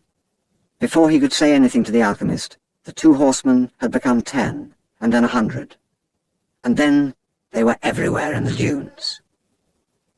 They were tribesmen dressed in blue, with black rings surrounding their turbans. Their faces were hidden behind blue veils, with only their eyes showing. Even from a distance, their eyes conveyed the strength of their souls, and their eyes spoke of death. The 2 were taken to a nearby military camp. A soldier shoved the boy and the alchemist into a tent where the chief was holding a meeting with his staff. "These are the spies," said one of the men. "We're just travelers," the alchemist answered. "You were seen at the enemy camp 3 days ago, and you were talking with one of the troops there." "Oh, I'm just a man who wanders the desert and knows the stars," said the alchemist. "I have no information about troops or about the movement of the tribes. I was simply acting as a guide for my friend here." "Who is your friend?" the chief asked. "An alchemist," said the alchemist. "He understands the forces of nature, and he wants to show you his extraordinary powers." The boy listened quietly and fearfully. "What's a foreigner doing here?" asked another of the men. "He has brought money to give to your tribe," said the alchemist before the boy could say a word. And seizing the boy's bag, the alchemist gave the gold coins to the chief. The Arab accepted them without a word. There was enough there to buy a lot of weapons. "What is an alchemist?" he asked finally. "It's a man who understands nature and the world. If he wanted to, he could destroy this camp just with the force of the wind." The men laughed. They were used to the ravages of war, and knew that the wind could not deliver them a fatal blow. Yet each felt his heart beat a bit faster. They were men of the desert, and they were fearful of sorcerers. "I want to see him do it," said the chief. "Oh, he needs 3 days," answered the alchemist. "He's going to transform himself into the wind, just to demonstrate his powers. If he can't do it, we humbly offer you our lives for the honor of your tribe." "You can't offer me something that's already mine," the chief said arrogantly. But he granted the travelers 3 days. The boy was shaking with fear, but the alchemist helped him out of the tent. "Don't let them see you're afraid," the alchemist said. "They are brave men, and they despise cowards." But the boy couldn't even speak. He was able to do so only after they had walked through the center of the camp. There was no need to imprison them. The Arabs simply confiscated their horses. So once again, the world had demonstrated its many languages. The desert only moments ago had been endless and free, and now it was an impenetrable wall. "You gave them everything I had," the boy said. "Everything I've saved in my entire life." "Well, what good would it be to you if you had to die?" the alchemist answered. "Your money saved us for 3 days. It's not often that money saves a person's life." But the boy was too frightened to listen to words of wisdom. He had no idea how he was going to transform himself into the wind. He wasn't an alchemist. The alchemist asked one of the soldiers for some tea, and poured some on the boy's wrists. A wave of relief washed over him, and the alchemist muttered some words that the boy didn't understand. "Don't give in to your fears," said the alchemist in a strangely gentle voice. "If you do, you won't be able to talk to your heart." "But I have no idea how to turn myself into the wind." "If a person is living out his personal legend, he knows everything he needs to know. There is only one thing that makes a dream impossible to achieve: the fear of failure." "I'm not afraid of failing, it's just I don't know how to turn myself into the wind." "Well, you'll have to learn. Your life depends on it." "But what if I can't?" "Then you'll die in the midst of trying to realize your personal legend. Well, that's a lot better than dying like millions of other people who never even knew what their personal legends were. But don't worry, the alchemist continued. Usually the threat of death makes people a lot more aware of their lives. The first day passed. There was a major battle nearby, and a number of wounded were brought back to the camp. The dead soldiers were replaced by others, and life went on. Death doesn't change anything, the boy thought. You could have died later on, a soldier said to the body of one of his companions. You could have died after peace had been declared. But in any case, you were going to die. At the end of the day, the boy went looking for the alchemist, who had taken his falcon out into the desert. I still had no idea how to turn myself into the wind, the boy repeated. Remember what I told you. The world is only the visible aspect of God, and that what alchemy does is to bring spiritual perfection into contact with the material plane. What are you doing? Feeding my falcon. If I'm not able to turn myself into the wind, we're going to die, the boy said. Why feed your falcon? You're the one who may die, the alchemist said. I already know how to turn myself into the wind. On the second day, the boy climbed to the top of a cliff near the camp. The sentinels allowed him to go. They had already heard about the sorcerer who could turn himself into the wind, and they didn't want to go near him. In any case, the desert was impassable. He spent the entire afternoon of the second day looking out over the desert and listening to his heart.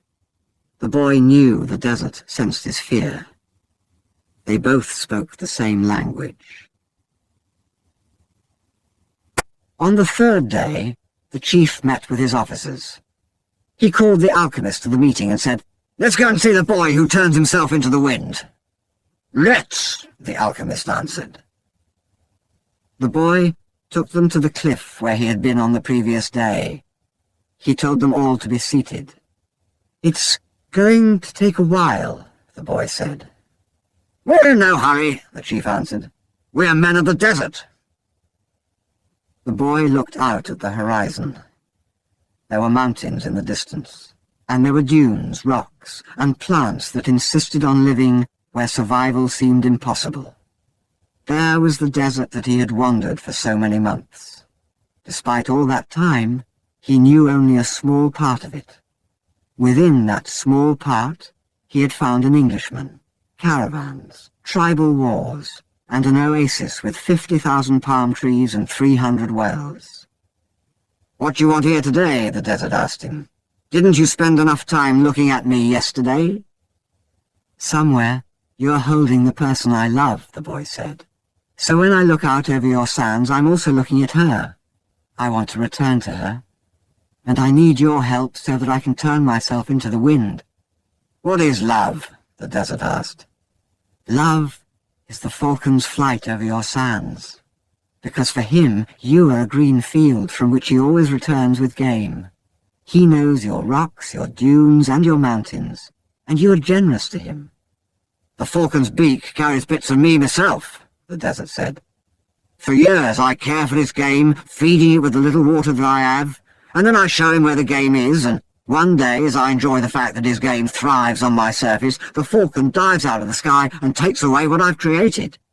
But that's why you created the game in the first place, the boy answered, to nourish the falcon. And the falcon then nourishes man. And eventually, man will nourish your sands, where the game will once again flourish. That's how the world goes. So is that what love is? Yes, that's what love is. It's what makes the game become the falcon become the man, and man, in his turn, the desert. It's what turns lead into gold and makes the gold return to the earth. I don't understand what you're talking about, the desert said. But you can at least understand that somewhere in your sands there is a woman waiting for me, and that's why I have to turn myself into the wind. The desert didn't answer him for a few moments. Then it told him, I'll give you my sands to help the wind to blow, but alone I can't do anything. You have to ask help from the wind. A breeze began to blow. The tribesmen watched the boy from a distance, talking among themselves in a language that the boy couldn't understand. The alchemist smiled. The wind approached the boy and touched his face. It knew of the boy's talk with the desert because the winds know everything. They blow across the world without a birthplace, and with no place to die. "Help me," the boy said. "One day you carried the voice of my loved one to me." "Who taught you to speak the language of the desert and the wind?" "My heart," the boy answered. The wind has many names. In that part of the world, it was called the Sirocco, because it brought moisture from the oceans to the east. In the distant land the boy came from, they called it the Levanta, because they believed that it brought with it the sounds of the desert and the screams of the Moorish wars. Perhaps, in the places beyond the pastures where his sheep lived, men thought that the wind came from Andalusia. But actually, the wind came from no place at all, nor did it go to any place. That's why it was stronger than the desert. Someone might one day plant trees in the desert and even raise sheep there, but never would they harness the wind. "You can't be the wind," the wind said. "We're two very different things." "That's not true," the boy said. "I learned the alchemist's secrets in my travels. I have inside me the winds, the deserts, the oceans, the stars, and everything created in the universe. We were all made by the same hand, and we all have the same soul. I want to be like you, able to reach every corner of the world, cross the seas, blow away the sands that cover my treasure, and carry the voice of the woman I love." "I heard what you were talking about the other day with the alchemist," the wind said. "He said that everything has its own personal legend, but people can't turn themselves into the wind." "Just teach me to be the wind for a few moments," the boy said, "so you and I can talk about the limitless possibilities of people and the winds." The wind's curiosity was aroused, something that had never happened before. It wanted to talk about those things, but it didn't know how to turn a man into the wind. And look how many things the wind already knew how to do. It created deserts, sank ships, felled entire forests, and blew through cities filled with music and strange noises. It felt that it had no limits, yet here was a boy saying that there were other things the wind should be able to do. "This is what we call love," the boy said, seeing that the wind was close to granting what he requested. "When you're loved, you can do anything in creation. When you are loved, there's no need at all to understand what's happening because everything happens within you, and even men can turn themselves into the wind, as long as the wind helps, of course." The wind was a proud being, and it was becoming irritated with what the boy was saying. It commenced to blow harder, raising the desert sands. But finally, it had to recognize that, even making its way around the world, it didn't know how to turn a man into the wind, and it knew nothing about love. "In my travels around the world, I've often seen people speaking of love and looking towards the heavens," the wind said, furious at having to acknowledge its own limitations. "Maybe it's better to ask heaven." "Well then, help me to do that," the boy said. "Fill this place with a sandstorm so strong that it blots out the sun. Then I can look to heaven without blinding myself." So the wind blew with all its strength, and the sky was filled with sand. The sun was turned into a golden disk. At the camp, it was difficult to see anything. The men of the desert were already familiar with that wind. They called it the Simum, and it was worse than a storm at sea. Their horses cried out, and all their weapons were filled with sand.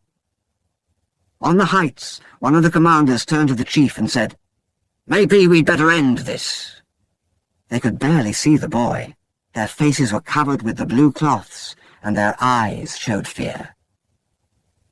"Let's stop this," another commander said. "I want to see the greatness of Allah," the chief said, with respect. "I want to see how a man turns himself into the wind."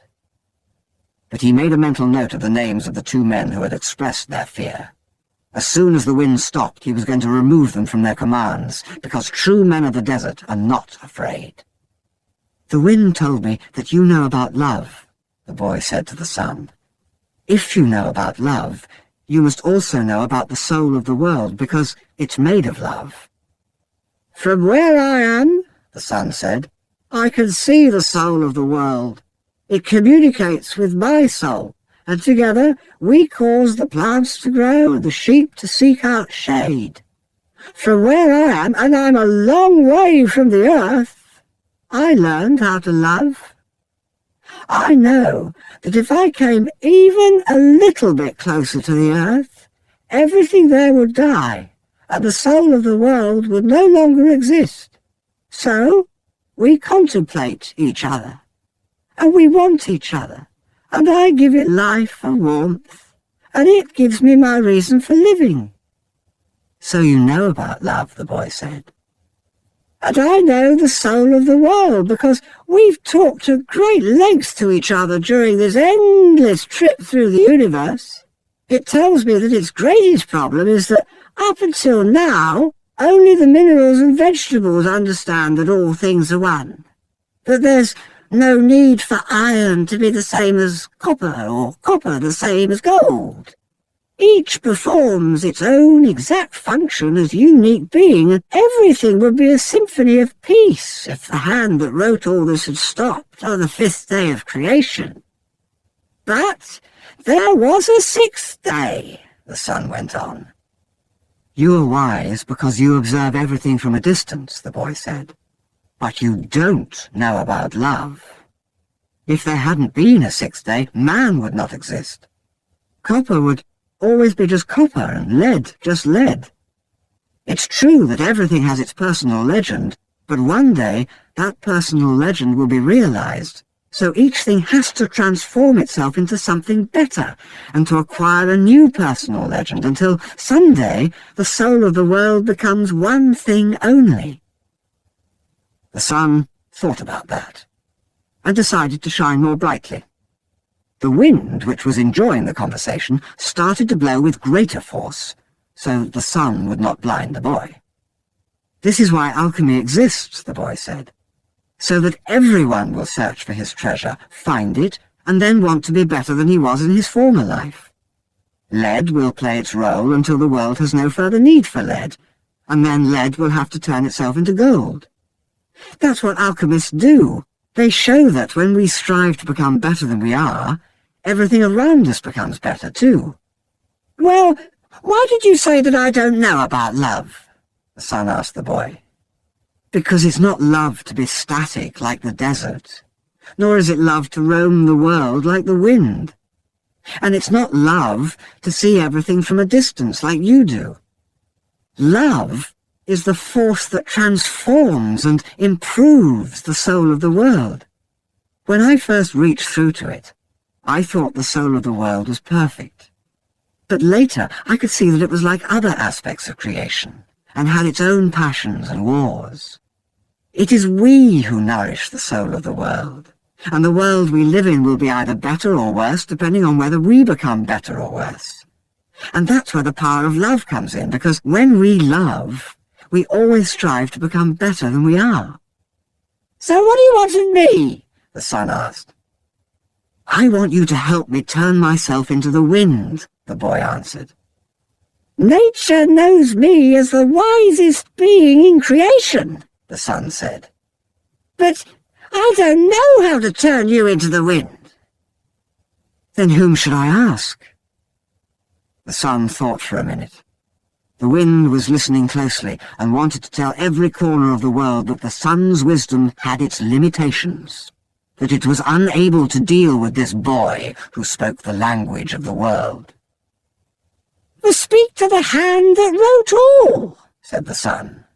The wind screamed with delight and blew harder than ever. The tents were being blown from their ties to the earth, and the animals were being freed from their tethers. On the cliff, the men clutched at each other as they sought to keep from being blown away. The boy turned to the hand that wrote all. As he did so, he sensed that the universe had fallen silent, and he decided not to speak. A current of love rushed from his heart, and the boy began to pray. It was a prayer that he'd never said before, because it was a prayer without words or pleas. His prayer didn't give thanks for his sheep having found new pastures. It didn't ask that the boy be able to sell more crystal. And it didn't beseech that the woman he had met continue to await his return.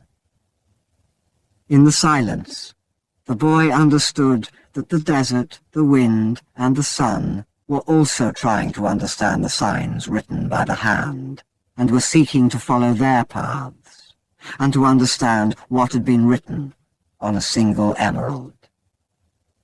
He saw that omens were scattered throughout the earth and in space, and that there was no reason or significance attached to their appearance.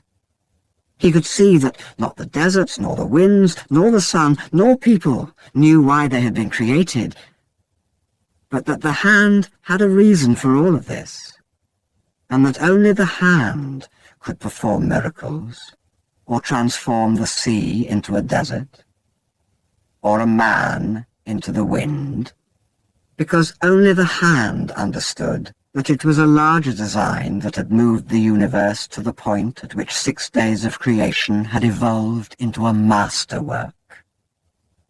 The boy reached through to the soul of the world and saw that it was a part of the soul of God.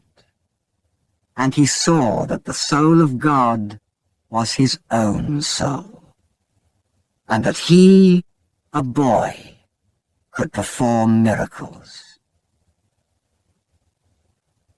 The simoom blew that day as it had never blown before. For generations thereafter, the Arabs recounted the legend of a boy who had turned himself into the wind, almost destroying a military camp in defiance of the most powerful chief in the desert. When the simoom ceased to blow, everyone looked to the place where the boy had been, but he was no longer there. He was standing next to a sand-covered sentinel on the far side of the camp. The men were terrified at his sorcery, but there were 2 people who were smiling. The alchemist, because he had found his perfect disciple, and the chief, because that disciple had understood the glory of God. The following day, the general bade the boy and the alchemist farewell, and provided them with an escort party to accompany them as far as they chose. They rode for the entire day. Toward the end of the afternoon, they came upon a Coptic monastery. The alchemist dismounted and told the escorts they could return to the camp. "From here on, you will be alone," the alchemist said. "You are only 3 hours from the pyramids." "Thank you," said the boy. "You taught me the language of the world." "I only invoked what you already knew." The alchemist knocked on the gate of the monastery. A monk dressed in black came to the gates. They spoke for a few minutes in the Coptic tongue, and the alchemist bade the boy enter. "I asked him to let me use the kitchen for a while," the alchemist smiled. They went to the kitchen at the back of the monastery. The alchemist lighted the fire, and the monk brought in some lead, which the alchemist placed in an iron pan. When the lead had become liquid, the alchemist took from his pouch the strange yellow egg. He scraped from it a sliver as thin as a hair, wrapped it in wax, and added it to the pan in which the lead had melted. The mixture took on a reddish color, almost the color of blood. The alchemist removed the pan from the fire and set it aside to cool. As he did so, he talked with the monk about the tribal wars. "I think they're going to last for a long time," he said to the monk. The monk was irritated. The caravans had been stopped at Giza for some time, waiting for the wars to end. "But God's will be done," the monk said. "Exactly," answered the alchemist. When the pan had cooled, the monk and the boy looked at it, dazzled. The lead had dried into the shape of the pan, but it was no longer lead. It was gold. "Will I learn to do that someday?" the boy asked.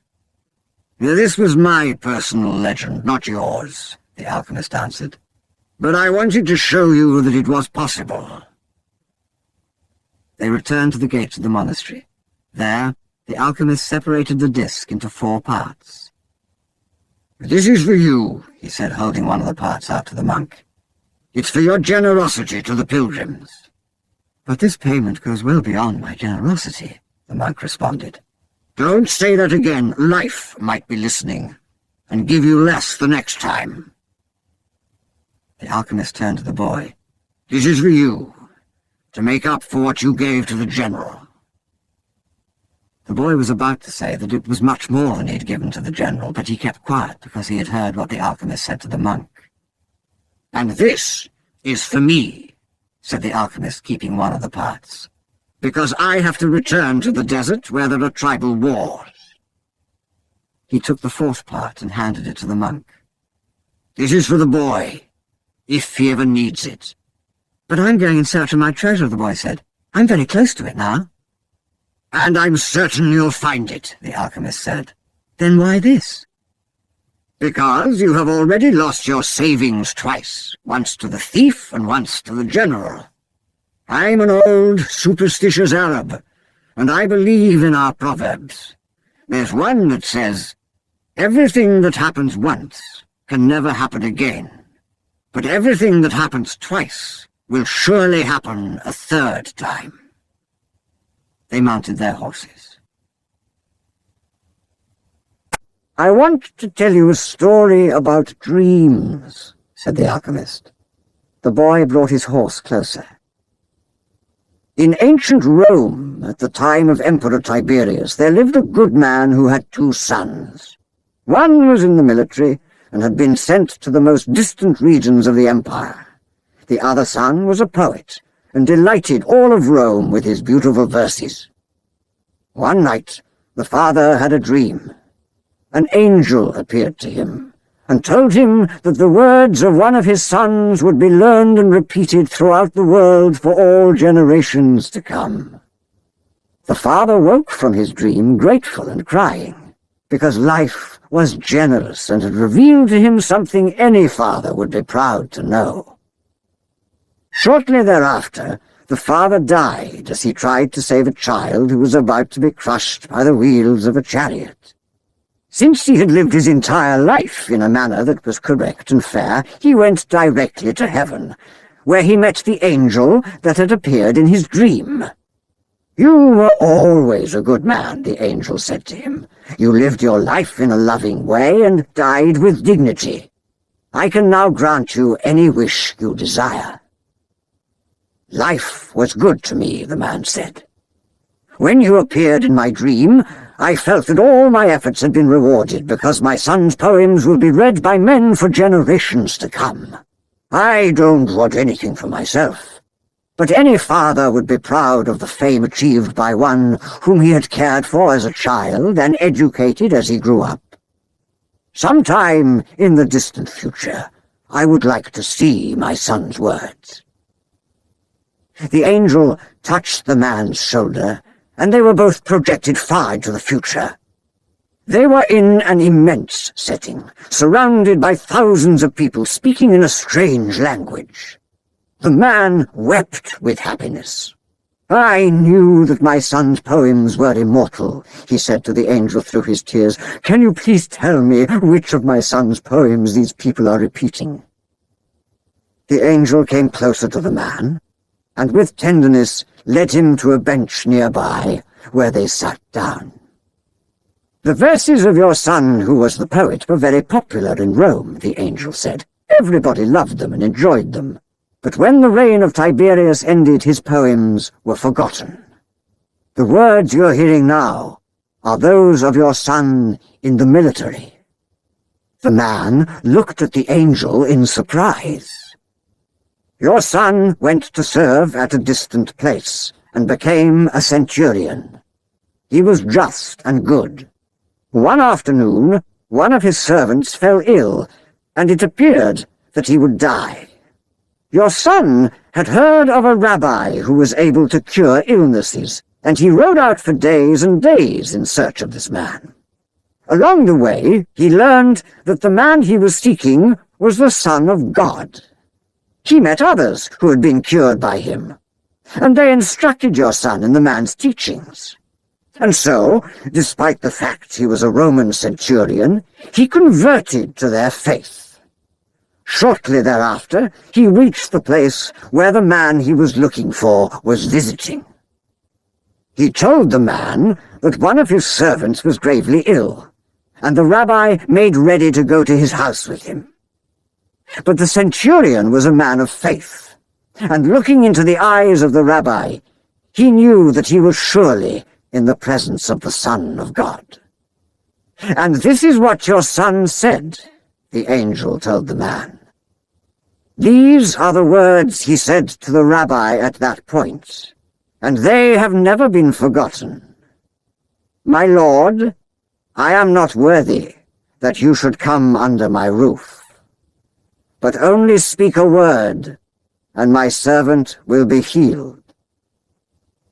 The alchemist said, 'No matter what he does, every person on earth plays a central role in the history of the world, and normally he doesn't know it.'" The boy smiled. He had never imagined that questions about life would be of such importance to a shepherd. "Goodbye," the alchemist said. "Goodbye," said the boy. The boy rode along through the desert for several hours, listening avidly to what his heart had to say. It was his heart that would tell him where his treasure was hidden. "Where your treasure is, there also will be your heart," the alchemist had told him. But his heart was speaking of other things. With pride, it told the story of a shepherd who had left his flock to follow a dream he had on 2 different occasions. It told of personal legend, and of the many men who had wandered in search of distant lands or beautiful women, confronting the people of their times with their preconceived notions. It spoke of journeys, discoveries, books, and change. As he was about to climb yet another dune, his heart whispered, "Be aware of the place where you are brought to tears. That's where I am, and that's where your treasure is." The boy climbed the dune slowly. A full moon rose again in the starry sky. It had been a month since he had set forth from the oasis. The moonlight cast shadows through the dunes, creating the appearance of a rolling sea. It reminded the boy of the day that the horse had reared in the desert, and he had come to know the alchemist. And the moon fell on the desert silence, and on a man's journey in search of treasure. When he reached the top of the dune, his heart leapt. There, illuminated by the light of the moon and the brightness of the desert, stood the solemn and majestic pyramids of Egypt. The boy fell to his knees and wept. He thanked God for making him believe in his personal legend, and for leading him to meet a king, a merchant, an Englishman, and an alchemist. And above all, for his having met a woman of the desert, who had told him that love would never keep a man from his personal legend. If he wanted to, he could now return to the oasis, go back to Fatima, and live his life as a simple shepherd. After all, the alchemist continued to live in the desert, even though he understood the language of the world and knew how to transform lead into gold. He didn't need to demonstrate his science and art to anyone. The boy told himself that, on the way toward realizing his own personal legend, he had learned all he needed to know and had experienced everything he might have dreamed of. But here he was, at the point of finding his treasure, and he reminded himself that no project is completed until its objective has been achieved. The boy looked at the sands around him and saw that where his tears had fallen, a scarab beetle was scuttling through the sand. During his time in the desert, he had learned that in Egypt, the scarab beetles are a symbol of God. Another omen. The boy began to dig into the dune. As he did so, he thought of what the crystal merchant had once said, that anyone could build a pyramid in his backyard. The boy could see now that he couldn't do so if he placed stone upon stone for the rest of his life.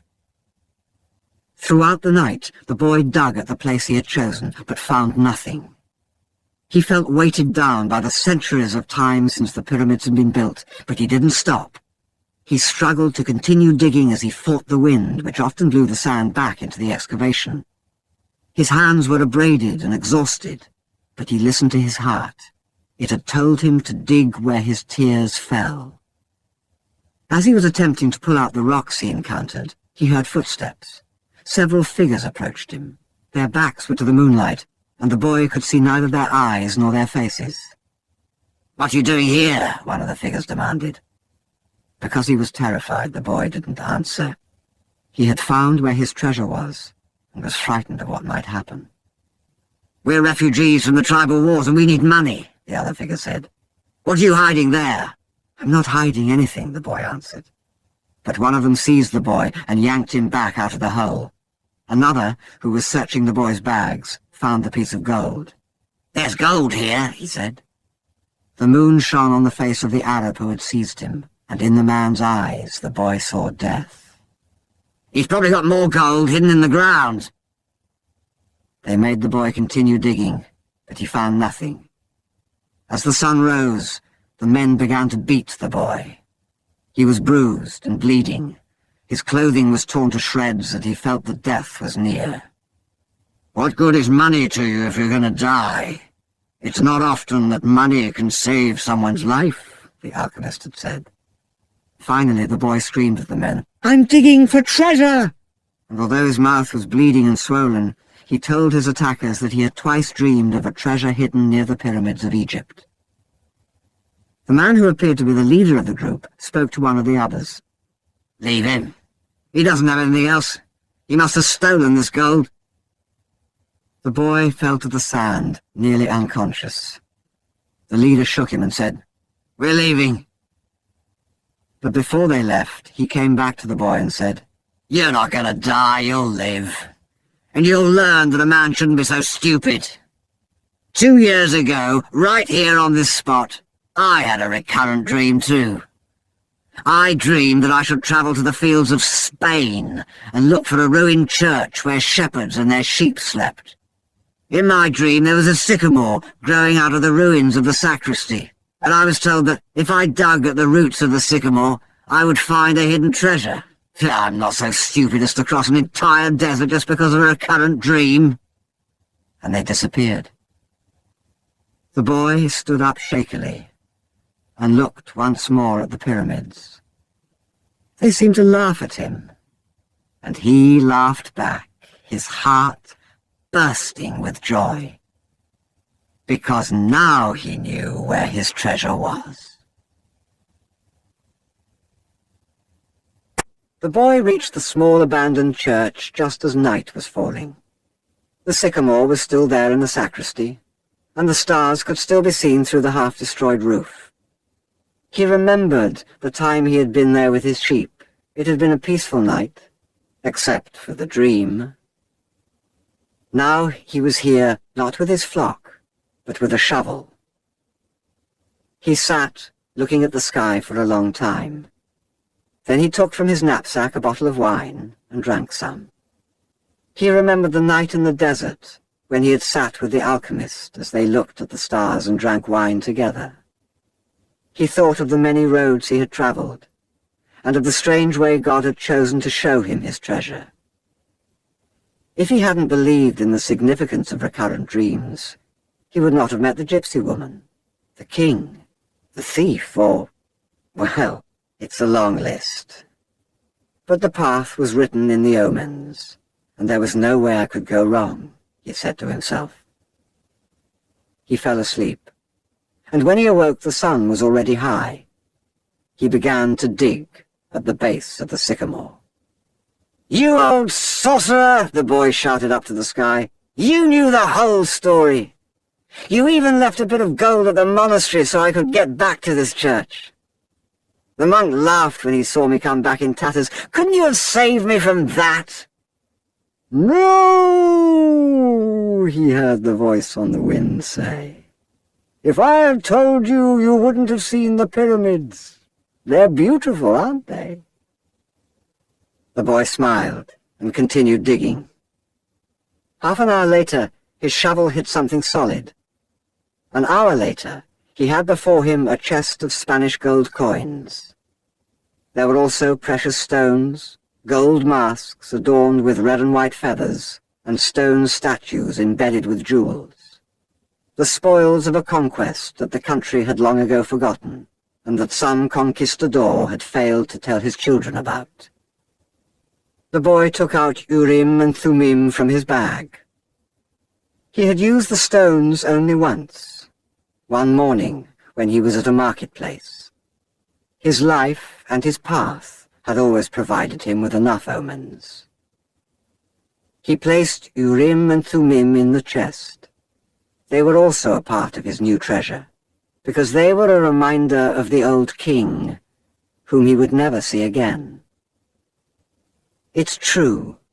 Life really is generous to those who pursue their personal legend, the boy thought. Then he remembered that he had to get to Tarifa, so he could give 1/10 of his treasure to the gypsy woman, as he had promised. Those gypsies are really smart, he thought. Maybe it was because they moved around so much. The wind began to blow again. It was the Levanta, the wind that came from Africa. It didn't bring with it the smell of the desert, nor the threat of Moorish invasion. Instead, it brought the scent of a perfume he knew well, and the touch of a kiss that came from far away, slowly, slowly, until it rested on his lips. The boy smiled. It was the first time she had done that. "I'm coming, Fatima," he said.